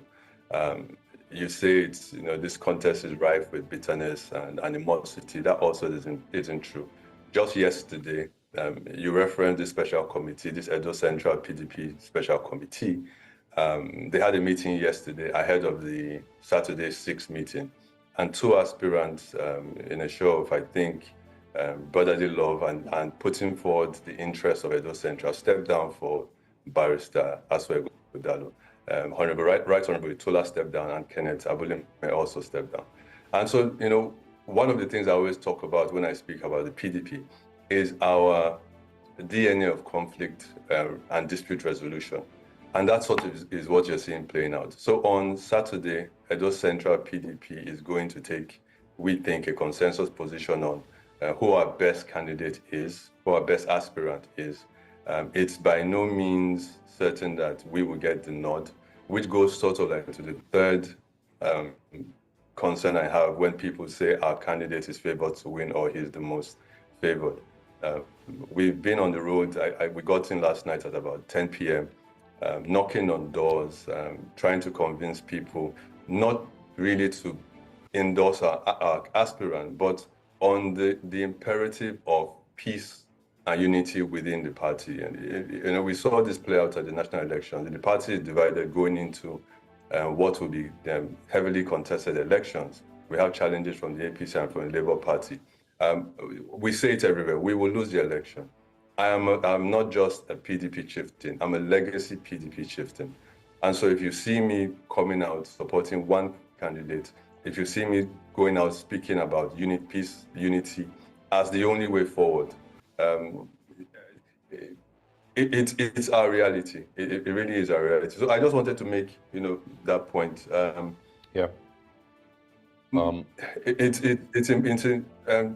just finish this thought. It really is important to us to focus on what the issues are.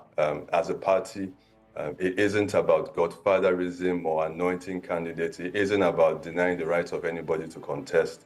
Philip Shaibu was good enough, for instance, to be a deputy governor under the PDP. No one is going to come out to say he isn't competent, but there are more competent candidates. No one is going to come out to say he isn't compassionate, but there are more compassionate aspirants. And we will not deny anybody the right. But what we think is important is in allowing everybody to express their freedoms and rights to contest. We need to understand that after our primaries in February, there's a general election we need to win, and we need to avoid the mistakes we made earlier in February. Yeah. All right.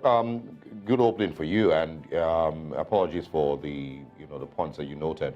I also want to ask this seems to be the most not the most highly contested Edo election, because 2019 was pretty tough with Godwin Obaseki, of course, moving to the PDP. And the Oshomole factor back then, you remember, it was one of the biggest conversations in Nigeria back then. Now we're talking about, fresh elections, this year. I don't think we've seen this many candidates trying to win at those states, even if the primaries haven't been done. But there are just so many people. There's, Olumide Akpata. I've honestly never seen this number of people trying to win at those states. So tell me why that is. And then also talk a little bit more about the Obaseki factor. You've said, there's nothing like godfatherism here, but there's, people who have said that, yes, he will pick a candidate that will, take over from him. And that's, you know, the very first step to godfatherism according to Nigerian politics. Well, I'll answer your second question first before I talk about why there's so much interest in the EDO election. Last week, for instance, I was in my village, Uromi. I spoke to the ward executives. I don't know if you saw the news stories, where about 55 of them, the entire ward executives of Esan Northeast local government area came out to endorse the aspirant. I haven't spoken to Governor Obaseki. I haven't met him in this election cycle. What we did had nothing to do with godfatherism or imposition or his interests or his agenda.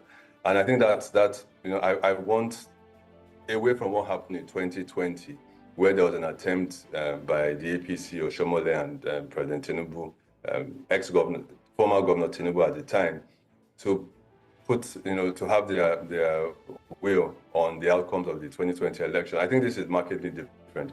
And so that allows me to pivot to your first question, why is there so much interest in Edo State? I think what this reminds me of is what happened under the PDPs, where we saw the transformation when Obasanjo transformed the economy and it was growing. And you actually saw a lot of people leaving well-paid jobs abroad and coming back, you know, to pursue their careers in Nigeria. I think what has happened under the PDP, under Governor Obaseki's leadership, is he sort of has set out a template that allows people, you know, look at the state and say, you know what, I can actually build on what he has done and do things transformational. And that's why Barrister Ighodalo is in the race. We call him a transformational leader because even though Obaseki was, you know, the pilot or captain of an economy that was accelerated, we feel there might be certain areas where there were certain disconnects between what the people wanted and what he felt the state needed to do. And so he has laid a very, very robust foundation of growth. But what we are trying to do now is you know, come out and let people understand that we have not just a commitment to growth, but a commitment to inclusive and transformative growth. So I think that's why you have so many people coming into the race, and it's exciting. I think as an Edo citizen, when you look across the field, you know, obviously, you know, I'm wearing the hat. I believe my candidate is the most competent and the most compassionate. But if you look across Labour Party, you have aspirants like Sergis Ogun and Olumide Akpata. Even, you know, God forbid, you look across APC, you have a Clem Agba. I think Edo State, if, you know, democracy is allowed to truly play it, you know, truly function, if we don't see the ridiculousness we saw in the general elections in February and the votes of the people count, I'm optimistic that we'll end up with a governor that truly will serve the interests of the greater Edo people. And I'm hopeful that it's Dr. Asue Ighodalo. All right. If, excuse me, your candidate emerges the winner of the 2024 gubernatorial elections, talk to us about what he will come to meet in office. And I ask this because what we see a number of times, even at the federal level, is that they come and they complain about what they've met. For example, we've already started hearing a number of complaints about how even the roads leading to the over 182 wards would be a challenge. Getting election materials, we're counting down to elections in September 2024, but even getting election materials across to these wards would be a challenge. And people are already complaining about how towards the past couple of months, governorship has, or governance has taken backseat because of the challenges or the fights between the governor and his deputy. So what would you say is the current situation of Edo State in terms of infrastructure development, and what will your candidates be coming to meet should he win? So I hope my governor will forgive me for my honesty. I think, okay, so let me try and explain this. So what has happened is that federal government roads have failed in Edo State. And what then happens? So, we're building a 4-star hotel in Ekpoma. And what we noticed is you now see trailers and heavy duty vehicles avoiding the federal government roads and then entering state government, trying to drive through town.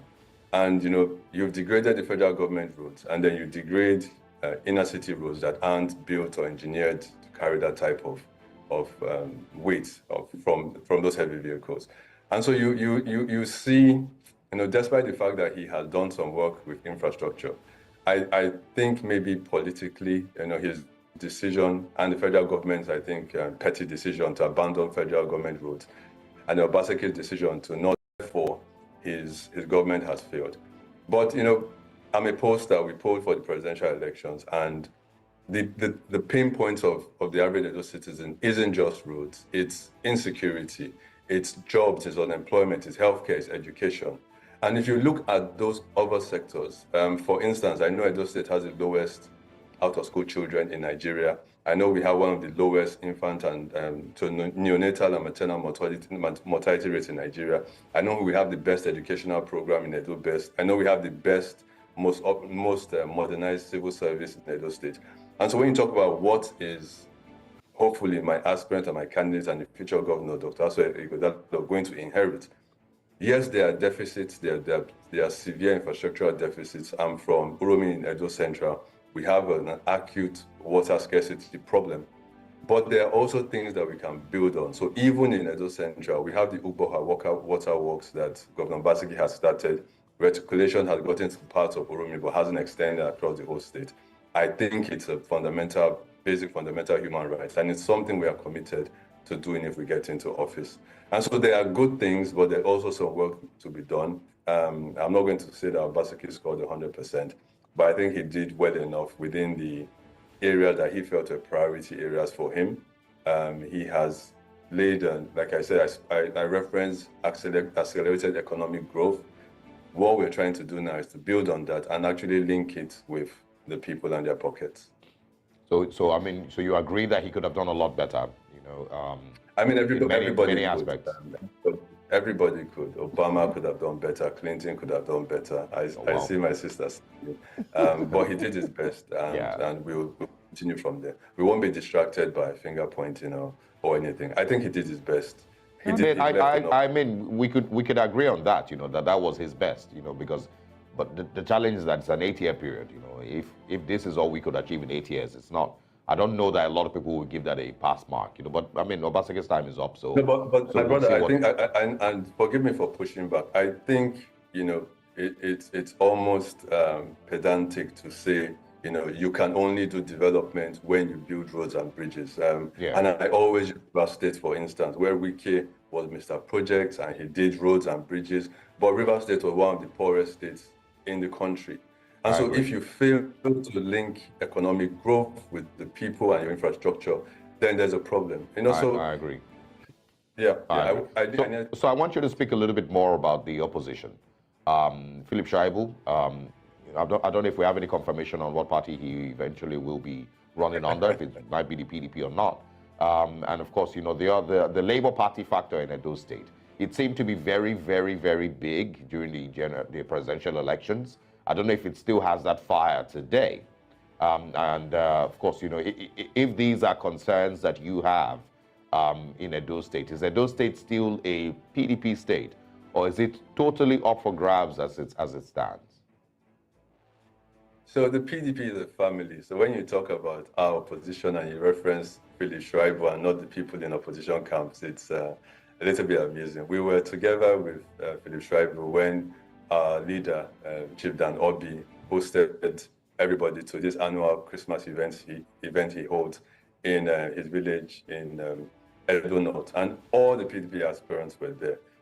Barrister Asue Godalo, Philip Shaibu, Anselm Ojezwa, everybody was there.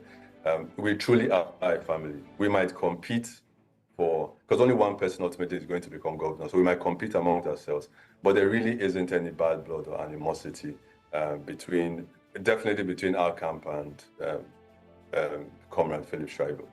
When you talk about opposition outside our party now, for instance, in the APC, I would struggle to understand why any Nigerian or any Edo citizen will look at the poverty that the APC has and suffering they've imparted on us, on the lives of every single Nigerian, even yourselves in the studio. We're hearing rumors that there's going to be another increase in price fuel, there's another cash scarcity, there's still rising insecurity. We saw what happened in Platreau recently. Why would anybody, under any reason, vote for the APC? It's ridiculous. And so I would rather focus on the Labour Party. I think a lot of people mistake the obedient movement for the Labour Party. And so the tsunami we saw in February was down to, the candidature of Peter Obi and the people supporting him. We have had 3 out-of-cycle elections where the Labour Party barely made a blimp. We don't want to dismiss them, because I think the obedient movement was one of the strongest in Edo State. And we are actually actively courting them because we believe our values and theirs sort of align. And so we're not dismissing them. But I don't think at this point in time we are too worried about general election. We're focused on crossing this first finish line of our primaries. And those are the engagements we're having. If you recall, we have a very strict INEC timetable, so campaigns haven't really started. So all of this is me not actually speaking to Edo people. We will, but I'm speaking to fellow PDP members, fellow PDP leaders, that they need to understand that if we don't come together and unite, if we don't mend these fences and put aside egos and past hurts and grievances, we will not win the election. Will you be willing to support anybody who emerges from the PDP? If it's not Aswa Ighodalo eventually, will the PDP still unite and support whoever it is that emerges, including yourself? Of course, I always tell the story of, if you recall, I ran for the House of Reps candidacy in 2022, and I wasn't too happy with the way things played out. I didn't get the ticket. But the first thing I did was, when Louis Osoba was declared the winner of the primaries we held, I went to the cameras, there were TV stations there, I held up his hand and I pointed to him as the winner. I was the only person that actually signed the result sheet. I don't think Louis signed. He was too excited celebrating with his supporters. And so this idea that, if you don't get it, you must destroy, pull down the house, isn't something that, I support or approve of. It isn't, it isn't our culture in the PDP in Edo State, at least. Whoever emerges is a PDP candidate, and we will support them fully.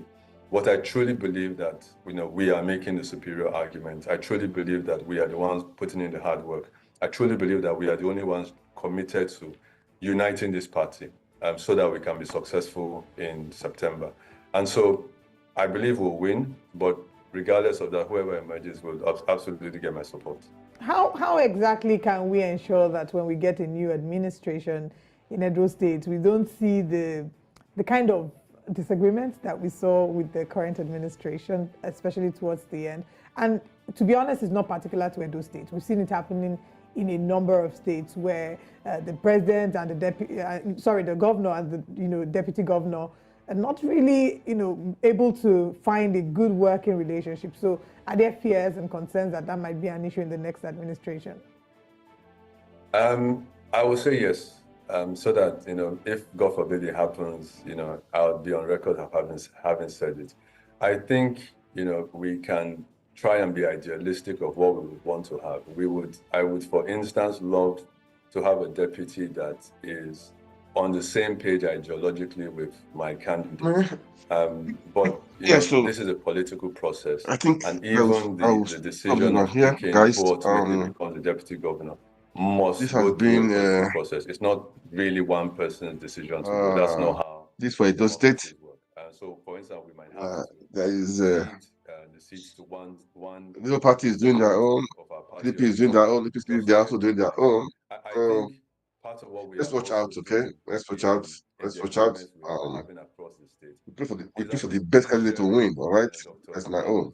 I want the best candidate to win. His priority reason, so now, I think with that video now, I played this video. This video made me to laugh. It's interview with and if you agree with them, with Osoba, join me on with Osoba. So I'm hoping by the time I just get play past the primary with a nice TV also, and we'll come back. I'll call it a day. Okay. I hope you guys have been enjoying.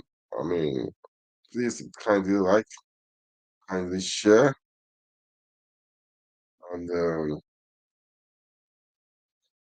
kindly follow our YouTube channel. Follow our, subscribe to our YouTube channels, follow our Facebook pages, our Instagram. Kindly do that, and our Twitter too. Also follow. And that is it. All right. So let's listen to this one. Maybe I won't be able to play all, but just enjoy the Let's enjoy the conversation, okay? All right, guys. Thank you so much. Thank you so much, guys. All right, let's play it. Nationwide broadcast on Monday in the celebration of the New Year 2024 outlined in his speech the objectives of his administration for 2024 as well as his broadened plans for Nigerians in the new year. Tinubu listed his administration's 8 priority areas to include national defense and internal security, job creation, macroeconomic stability, investment environment optimization, human capital development, poverty reduction, social security, amongst others. It's been 7 months since Tinubu took over from his predecessor, President Muhammadu Buhari, but Nigerians are still hoping to see an actualization of Tinubu's renewed hope agenda. Joining us on the morning show to discuss this and other pressing issues in Nigeria as we build on this year 2024 is Chief Olusegun Osoba, former governor of Ogun State. Good morning, sir, and welcome to the morning show. Morning, sir. Good morning. Nice to be with you. Well, Chief, thank you very much for joining us. As a political leader and also as a citizen. Let's begin by asking you what your expectations are for the year 2024 in terms of how you expect Nigeria to turn out.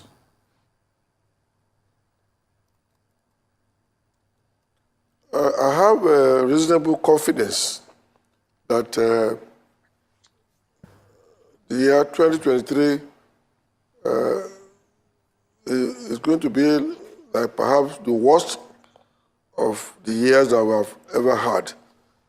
Starting from that, I strongly believe that year 2024 will be the beginning of the year of the president's renewed hope, particularly when he now has the budget passed and he can now start implementing his vision from the fiscal arrangement that he has put in place, which the National Assembly strictly approved for him. Okay, thank you very much, sir. Now, according to the PDP, they've described the hardship occasioned by the president as reckless, ill-advised, insensitive, and programs from this administration not well thought out. What's your take on this? You don't expect the PDP to see anything positive about this government. They went all out up to the point of becoming what I would call exhibiting inordinate ambition to be president. Of course, they lost at every level. They are still nursing the great wound, and therefore they use all kinds of languages to describe the situation in the country. I do agree that things are very tough for everybody, irrespective of one's status in society. There is nobody in this country who is not feeling the pain and the current hardship. That I will admit, that I will not pretend not to know, but I can tell you that the government at the same time is struggling very hard to contain the hardship and reduce the pain. Okay. Let's speak about the hardship. It's not just the hardship. The people are dying. Something happened in Platreau. Till date, the president has not visited. And Happy New Year to you, sir. Good to see you again, sir. The president has not visited. I always tell you, today we are going to have some box punches. I'm ready for you. God bless you, sir. Yes. So, as I was saying, Happy New Year to you. Happy New Year to you, sir. So as I was saying, people are dying. There's a lot of pain. The removal of subsidy increased the pain. No money in the pockets of people. And like Dr. Abati has been quoting an economist saying that 2024 will be one of the worst years economically for Nigeria. The National Assembly accepted extra 1.2 trillion in the budget, which a lot of Nigerians are complaining about. What would you like to say to President Tinubu, your very good friend, to do as regards all of this? Of course, the National Assembly, they have exercised their duty, including the increase in the budget. But increasing the budget is one thing. Implementing the budget is another thing. The president will set his own priority. It does not follow that the president will take all the increases and just go haywire. They've done their own. It is now left for the president to now prioritize his own agenda within what the National Assembly did. As to the pain, I have direct access to him. In the last 10 days, I've had 2 audiences with him, and we have had very deep and serious discussion. And part of my own role as an elder statesman who is not looking for anything from government, I'm not asking for oil block, I'm not asking to be ambassador to any nation. I am contented at 84. How much can I eat and how much are my needs? So we are there to give him counter information, to advise him, and we do that. And I can assure you, he's a listening person. I had a quality time with him on Christmas Day. Even my grandson engaged him in discussion, and the young boy was very honest with him and told him some of the feeling that is going on. So I can assure you, you talk about Platreau, it's most unfortunate. I must tell you that there's no Nigerian who will not cry for what happened in Platreau. The unnecessary killing, and we need to have a really well-organized, broad-based policy to contain this intercommunal conflict that is bedeviling us all over the country. I assure you, he is very much on top of it. The issue of token appearance, it is not just token. He must be ready when he's going to go there to be able to tell them some of the major steps and actions that he is going to take to contain this situation that has been going on, particularly in the Middle Belt. For many years in Benue, there was a series of killings in the past many years, and this intercommunal, over so many issues, religion, land, is one of the major problems that President Bola Tinubu inherited. Well, sir, you in response to Ayo's question earlier on, you said the opposition, PDP, Labour Party, what do you expect them to say? Is it that you think that the opposition party is made up of just noisemakers who should be disregarded? When we have seen very clearly that the opposition parties are likely to play a more frontline role in the course of the year and in the immediate future, in preparation for the next round of general elections. We've seen Peter Obi of the Labour Party issuing statements on virtually every issue, expressing his opinions, visiting spots where there are issues across the country and making his own contribution. The same with Atiku Abubakar of the People's Democratic Party. Is it the mindset of APC leaders that these opposition leaders are just noisemakers who should be ignored? What would they say anyway? Or the APC mindset is along the line of robust engagement with the opposition and listening to the opposition? What is the reality? Well, I agree. I expect what they are doing, that is their role. You use the word robust. Robust, I agree with you. There must be robust engagement. If they don't engage us robustly, how will we know some of our shortcomings, our own challenges? I mean, even when Obi went to Platreau, making token appearance, it's part of robust engagement.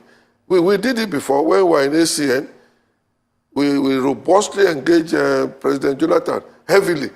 So what they are doing is they are playing the role that expected of the opposition. I just use that word to say, well, what do you expect from them? Because look, we are in government, and they throw punches. We will defend the punches, and where necessary, we will give a little brushing of their own face too. But I agree that they are within the bounds of opposition in a way that they are being critical, and we will analyze their statements, their reactions, and see whatever we find will be useful. But they also are very close to a power. Bufami Awolowo. Awolowo will not just lambast the government of the day, he will offer alternatives.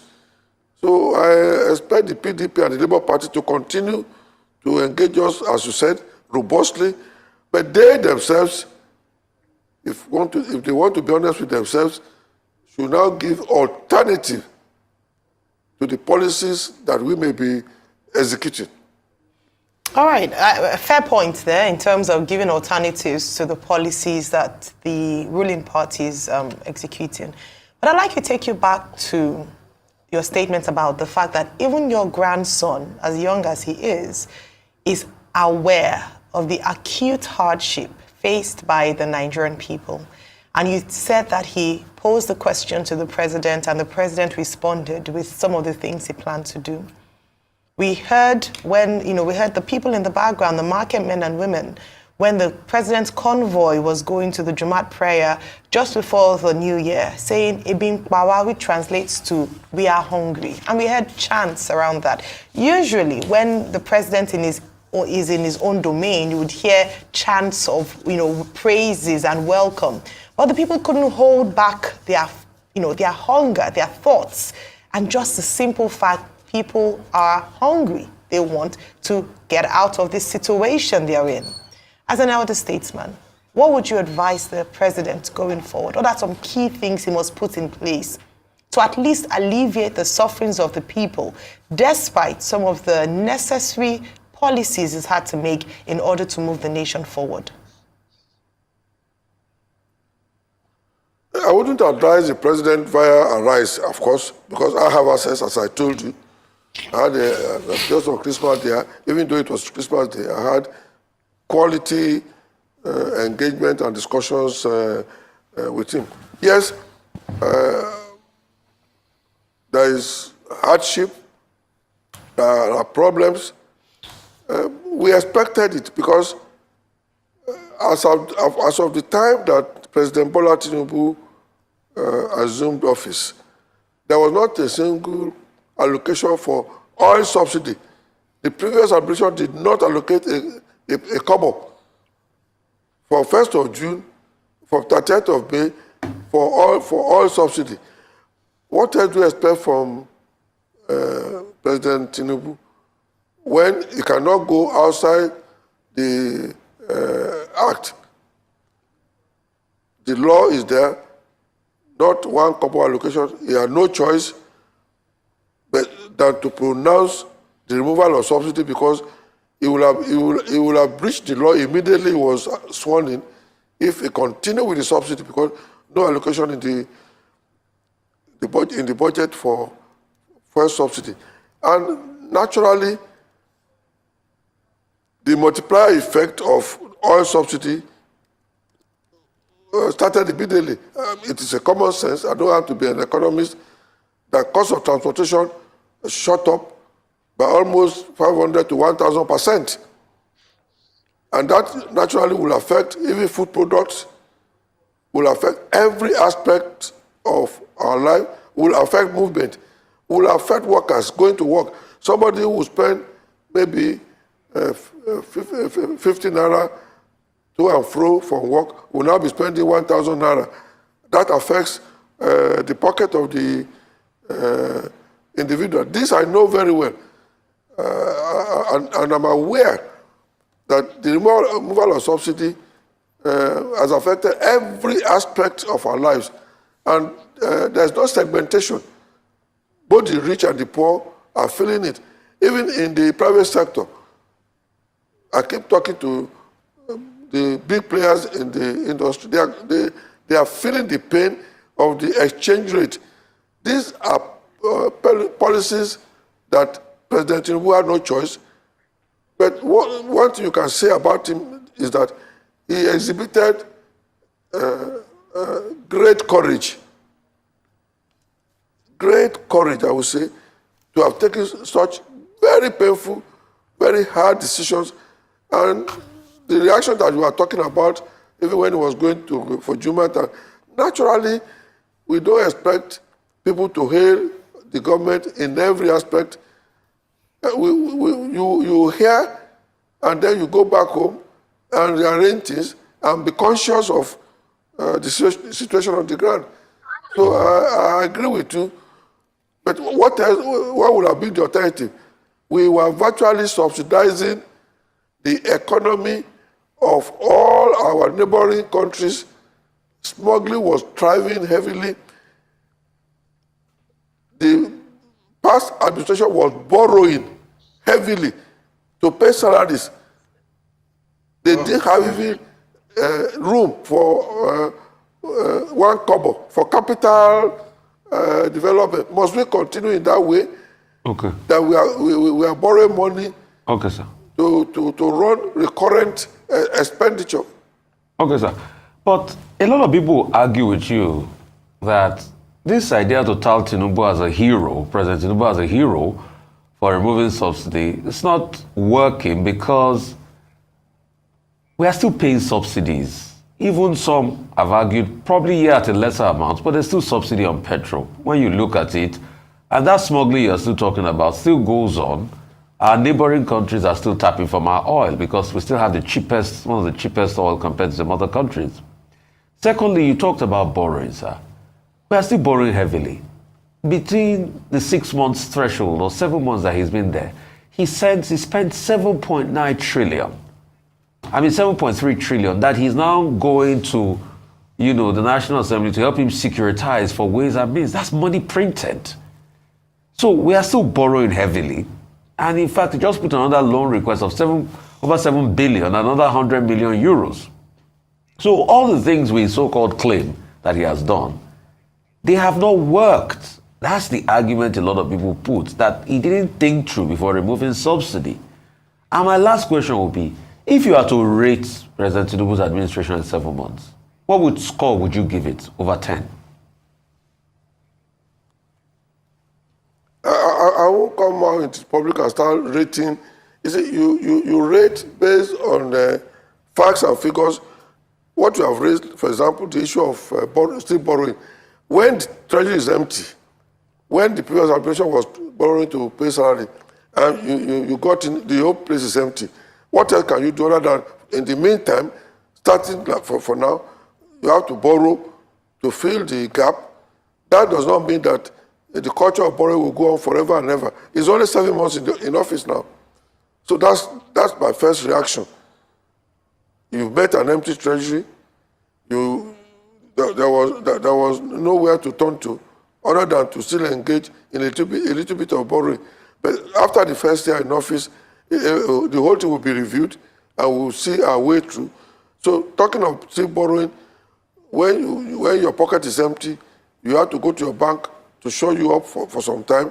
It depends on how you now manage that situation. And then when you said there was no subsidy, how come, if there was no subsidy, as many people claim, how come that at the time that petroleum was selling, at the rate it was selling, in other neighboring countries, the prices were different? How come that if the subsidy has no effect, Why were people demonstrating in Cameroon if they are not feeling the pinch of cheap oil coming from Nigeria? They increased. Nigeria's own petrol price has remained constant. So the question is, we say we remove subsidy, but we are still paying the subsidy today. And you are comparing this administration with Buhari administration, which we know was another wasteful one. But the truth is, in about 6-7 months, we have gotten about 7.3 trillion in ways and means. Buhari's 8 years, what we were talking about was about 23 trillion in ways and means. In 7 months of Tinubu's administration, over 7 trillion compared to 22 trillion in 8 years. That's abysmal. So people are saying that the borrowing in this administration is unbelievable. I have explained to you that we are lucky. By 1st of June, the whole system had been set up to totally collapse. That's what I'm telling you.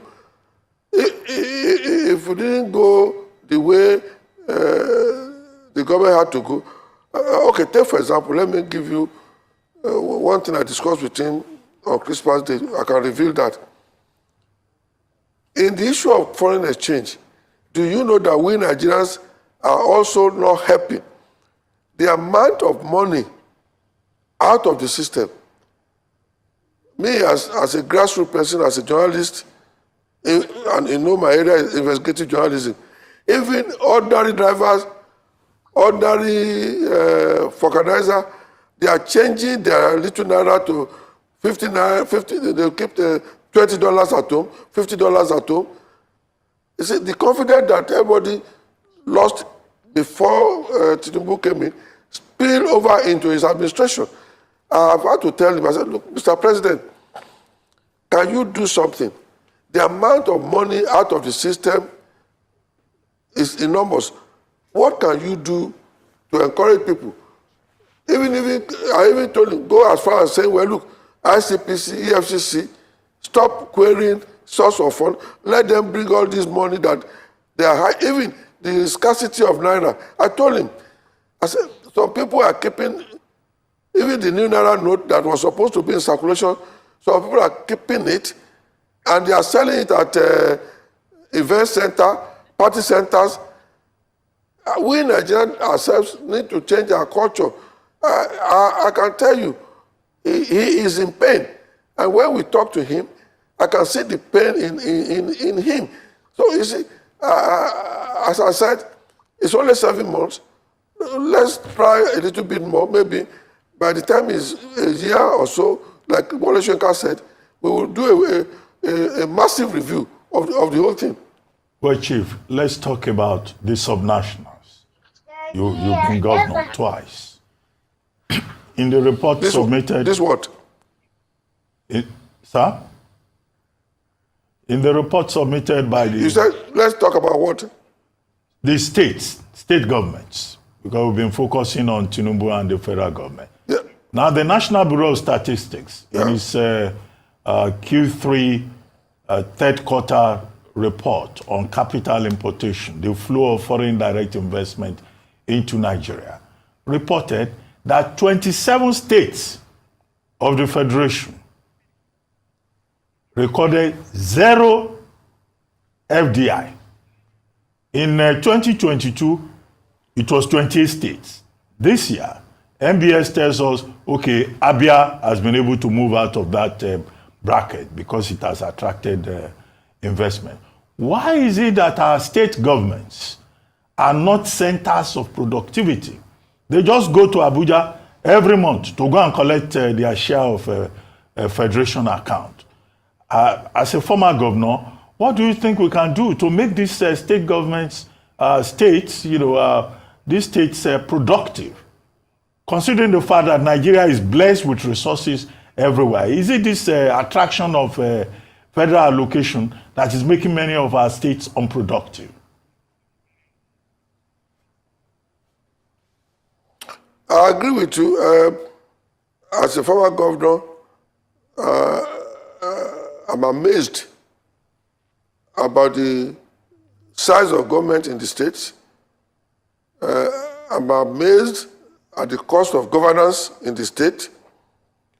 I am amazed about the so-called importation of technocrats into the system. When I was governor in Ogun State, I did not go into government with a single messenger. I did not have a chief of staff. I used all the permanent secretaries as equivalent of chief of staff, permanent secretary, government house, permanent secretary, governor's office, permanent secretary, political. In fact, my rural identification, which is massive in every part of, was handled by Wale Bajomo, a permanent secretary. So I'm amazed and I'm disappointed at the size. In my time, if I'm going to Abuja, Mrs. Shodimu, the then catering officer, will go ahead of me, buy whatever needed to be bought to prepare my meals while I'm in Abuja, and we all return to Abeokuta. I didn't have a full-fledged workforce in Abuja, and I wasn't ever going to Abuja unless there was need to go to Abuja. Now, many governors spend more time in Abuja. I can tell you all these things are not something that you can defend at all. And I agree with you. I was talking to the local government executive of Abeokuta South a few weeks ago when they came to see me. And I told them that they should be up and doing. I gave an example. I said, people perpetuate their name and they want to have their name in perpetuity by writing to local government, requesting for a street to be named after them, and you are acceding to it with only 200,000. I said, anybody who wants a street named after him, you should ask him, what has he done in that street? Has he tarred the road? Has he erected a solar panel around it? And that anybody who wants a street named after him, try to put a premium of 5 million. And from there you make more. They couldn't understand. When I was telling them many ways that even the local government can make money, and the state government, I can tell you, the state government, even in Ogun State, they are not collecting tenement rate, land use decree. We elite. I mean, I'm living in a mansion. It's because I was former governor. I pay my rate up to. I have to ask them. They don't even send me notices. But I mean, Governor Dakpabiadu is now trying to computerize the system, where you have all the land, and then this is the way to make money. In London, I have a house. I pay council tax.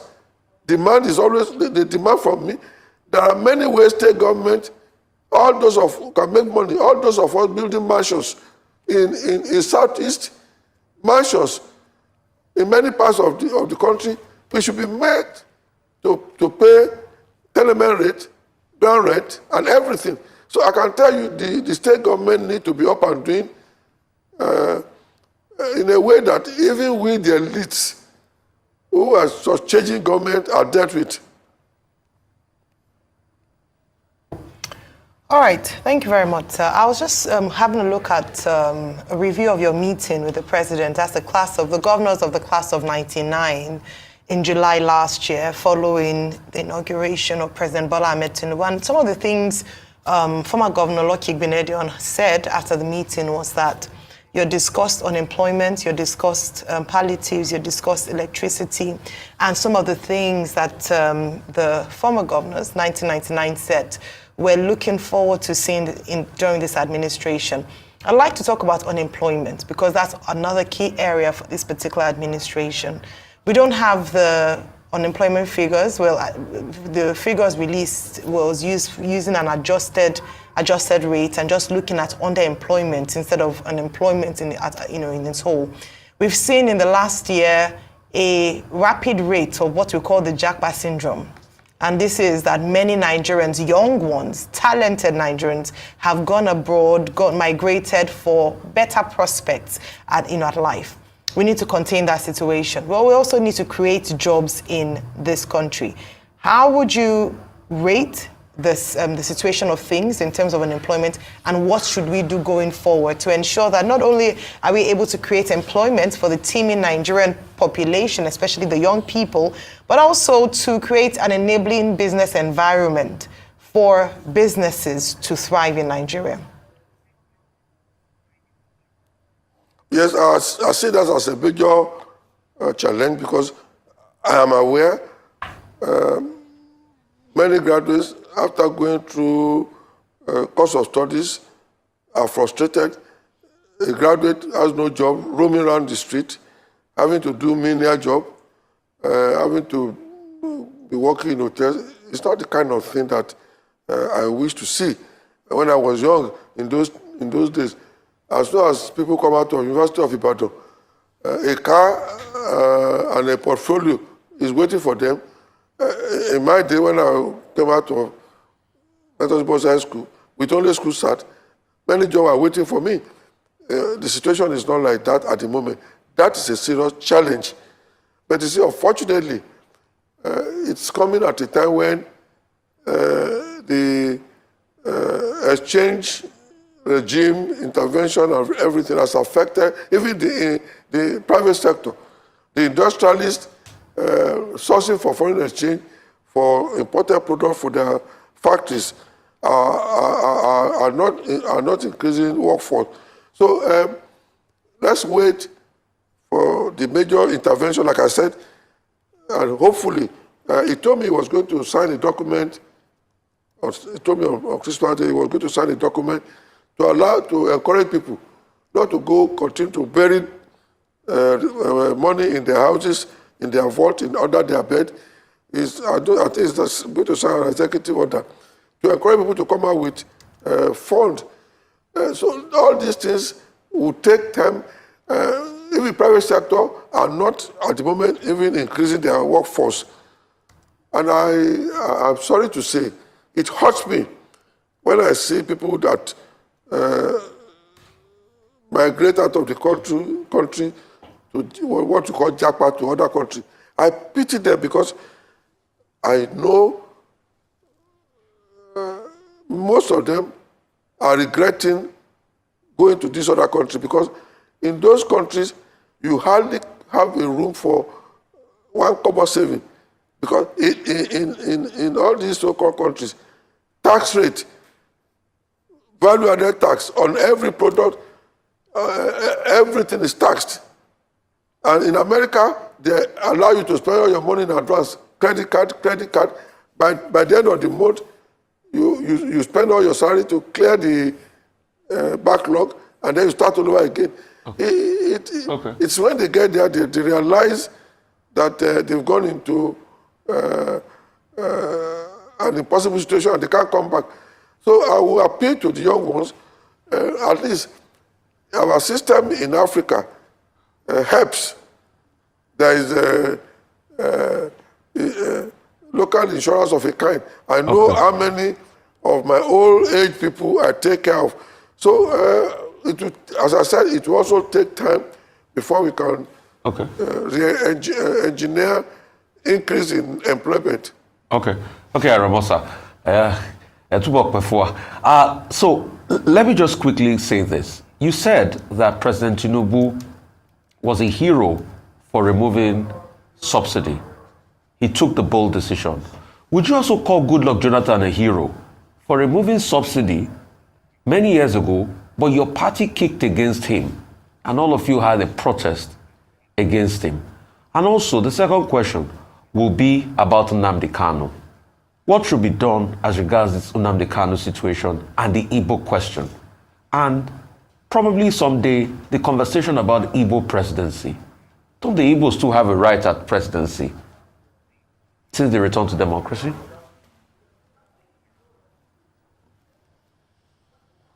Well, I'll start with your last question. Of course, the Igbos have a right, like any Nigerian, and I support their right to the presidency. There should not be a situation where we are treating any part of the country as a secondary citizen. But you see, some of my brother Igbos think that it's a right entitlement. Our brothers, the Igbos, must talk to ourselves. Only Ngige talk to me that he would like to be president, that came to me to talk to me that he will be president. When Abiola and I wanted to, we went around the whole of the East. We saw Nnamdi Azikiwe, we saw Onu, we saw Mbakwe. We went around to each of their homes in their villages. Most of the Igbos didn't think that they should talk to us in Southwest. I feel sorry about that. I mean, look, the handshake across the South, led by people like Ndibusi, Commodore Ebitikiwe and Co. With us, Yoruba, that built up to June 12, was forgotten.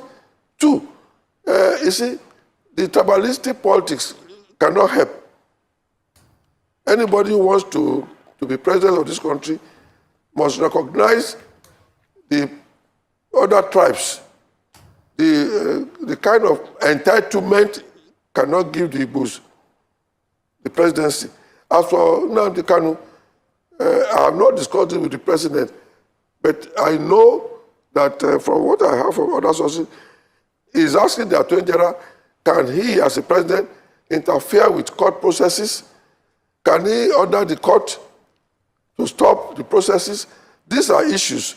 If we are negotiating something for Kanu, we have to look at the implication in terms of the legal processes and what are the power of the president to either interfere with the court or not.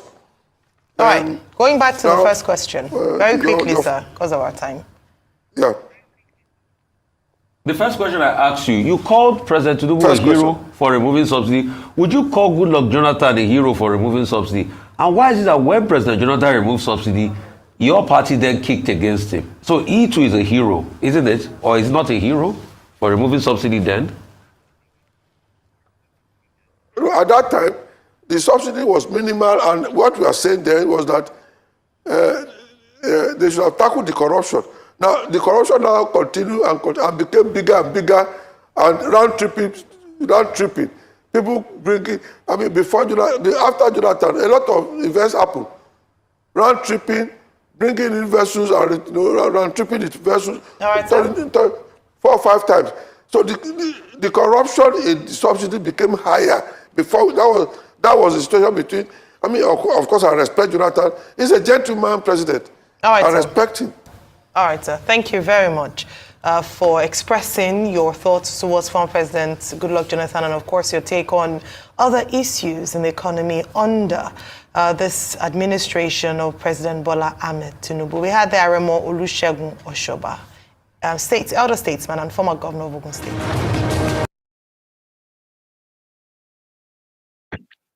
Wow. I purposely played that interview because I watched some clips of it, okay? And it was funny. I wish I did post my this thing on different pages on my platforms, okay?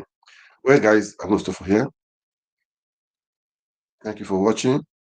Please kindly like, share, and subscribe. This is the Federal Network. God bless you. We'll talk today about many things. I hope everything will be okay. The security situation in Platreau State. I mean, and I just saw a video just now of that very dark one that was in Platreau State. The video I just saw now, but I won't play that right now. Okay, I won't play that right now. I will play that. Let me see if I can just play that to say as good night. Let me see if I can play that as good night. Okay. But anyway, let me see. Just a moment, guys. Just a moment. Let me see if I can just do that.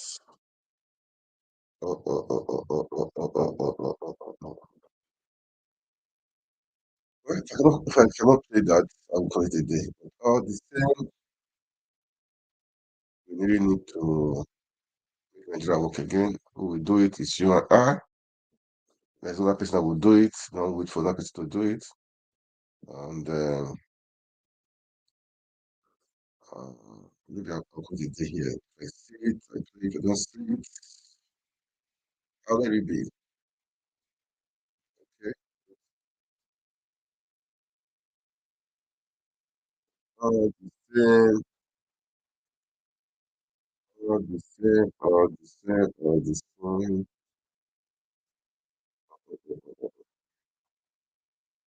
Just one moment, guys. Just one minute. Um,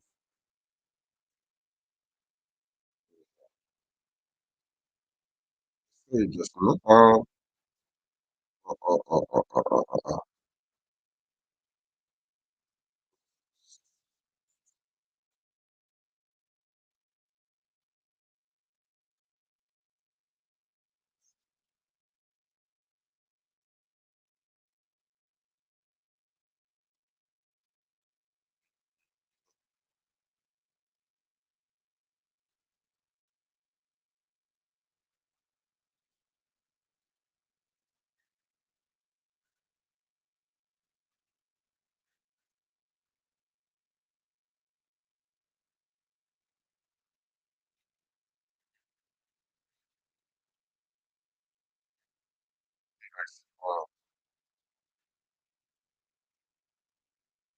Let's do this video. Let's listen to him of what they found out in what they found out in Jos, okay? Let's listen to him. Because of their greed. It's crazy, to be very honest. Now, that raw material I picked on the ground is called tin, right? What is tin used for? Tin is used to package all this tin tomato. They put it in toothpaste. All these canned drinks that you take, you know, those canned drinks, they use tin to make them, yeah? Now, how much is it worth? Do you understand? Now, let's read how much it's worth, so that will be actually correct. Tin is expected to trade, for now, it is being traded at, let's see, for now it's being traded at 2023 forecast of tin is $25,700 per ton. $25,000, 700 per ton. For people that don't know the equivalence, let's just do it at 25 million per ton. Now, I went further to ask, what is the expected amount for later? Tin is expected to trade at 26. It has gone up now, 26,000. Then by the end of the quarter, now, according to the Trading Economy Global Micro Model Analysis expectation, looking forward, we estimate it to trade at 28,000 in 12 months' time. $28,000, which is like the equivalent of over 30 million per ton. Do you understand? Now, what is a ton? A ton is actually a unit of weight in the metric system equivalent to 1,000 kilogram. Do you understand? 1,000 kg. That's pretty heavy. Now, how many ton can a tipper carry? How many ton can a tipper carry? A lightweight tipper, those are the normal tipper. A lightweight tipper truck, body truck, can carry up to 16 tons. Do you understand? 2,000 kg to 15,000 kg. Now, let's multiply the initial amount, 25,000. Let's not even use $25,000 per 15,000 that a truck can carry. If we are doing it, let's do it by 20,000. 20,000 times 15 will give you $300,000 for one truck alone. $300,000 based on my discovery now on Google. To give you $300,000 per movement. Imagine if they carry 10 of those trucks out of Jos in a day. Do you understand? That means they'll be making approximately 300. That means they'll be making approximately how much? They'll be making approximately they'll be making more than $2 million in a day. Do you understand? More than $2 million in a day. That's how much? That is like 2.4 billion in a day. 2.4 billion naira in a day. Do you understand? Now, which I believe that if the right authorities, if the authorities have sense, this is what they would have used to build the whole Jos. Minus that, other minerals are still there. Now, let me tell you what's funny. When they attacked those people, they burnt their houses, right? If it was a normal fight, Therefore, no burn their house. Do you know what burning of houses mean? It means we don't want to see you people here again. You people have to leave this environment, run for your lives. Do you understand? That's why they were burning houses. Why were they burning houses? Obviously, they discovered something there. Do you understand? Number two, this part, I didn't want to talk about it, yeah? When we were leaving the site, a place where they don't buy people, there were people rearing cows, over 200 cows in a yard. Do you understand? Over 200 cows in a yard. Went to the next location, we're literally seeing like different cattle headers up and down, plenty cows everywhere. Do you understand? Which is funny. They just buy people and when I see the rare cow around, which was crazy. But I didn't want to talk about this part. But then again, I'm just saying what I saw. Do you understand? Now, if I remind you what Abacha said any insurgency that lasts more than 24 hours, the government has a hand in it. Now, this attack was 24th, 25th, and 26th. 3 days. When the thing happened the first day, I'm pretty sure those people, the people that survived, they went to go and tell the right authorities. The second day, they would have mounted guard. Nobody. The third day, they would have mounted guard. Nobody.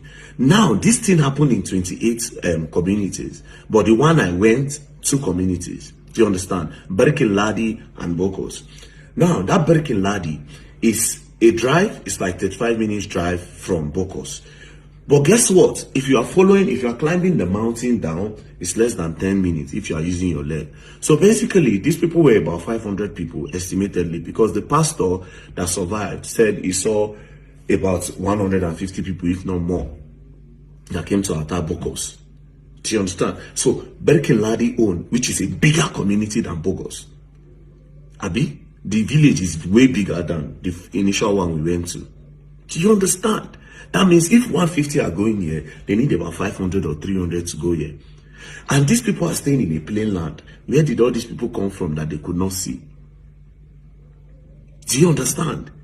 So, if you ask me what happened, do you understand? If you ask me what happened, I will just tell you for free that, man, I don't go talk. You know how Nigeria be. You know how Nigeria be. I don't really just start to see some funny DM when I didn't really understand. Do you understand? But yes, this is what is happening. Wait till for take get money for Nigeria. Some people go just cool down. So at the end of the day, it has to do with illegal mining. It has to do with illegal mining. Now let me now give you a shocking revelation. The road that takes you from Abuja to Benue State is well done. There are some bushes in Nigeria that their roads are okay. Do you understand? Now, when I mean bushes, I'm not saying those people don't deserve those roads. But Abuja to Lagos raises more revenue for Nigeria. Do you understand? Because that's a commercial city. Abuja to Port Harcourt and every other place. But there are some places in Nigeria that people don't use those roads. But those roads are well done. Do you understand? Why are you doing the roads in a place where people don't use? But you are neglecting the roads that people use. It is because those other places you will cast. And these other places in the northern parts, nobody goes there. You will not cast. You people know what you people are doing in all those places. And you made the road very good so that you people can carry whatever thing you are carrying and go to wherever place you are carrying it. I'm not calling name just in case they come for me so that my lawyer will feedback me. I know they call name so that they come for my lawyer. He no talk. It was just an analysis I they give. No, I'm not telling you beforehand. Me not near me. They'll say you're gonna learn and you will learn for real. But I'll tell you for free that this country, greed of some top peoples are putting us in problems. Because how do you wipe an entire civilization? Because of greed. God speaking hand. Buy people family. Buy small children. Because of what? Greed. Nigeria.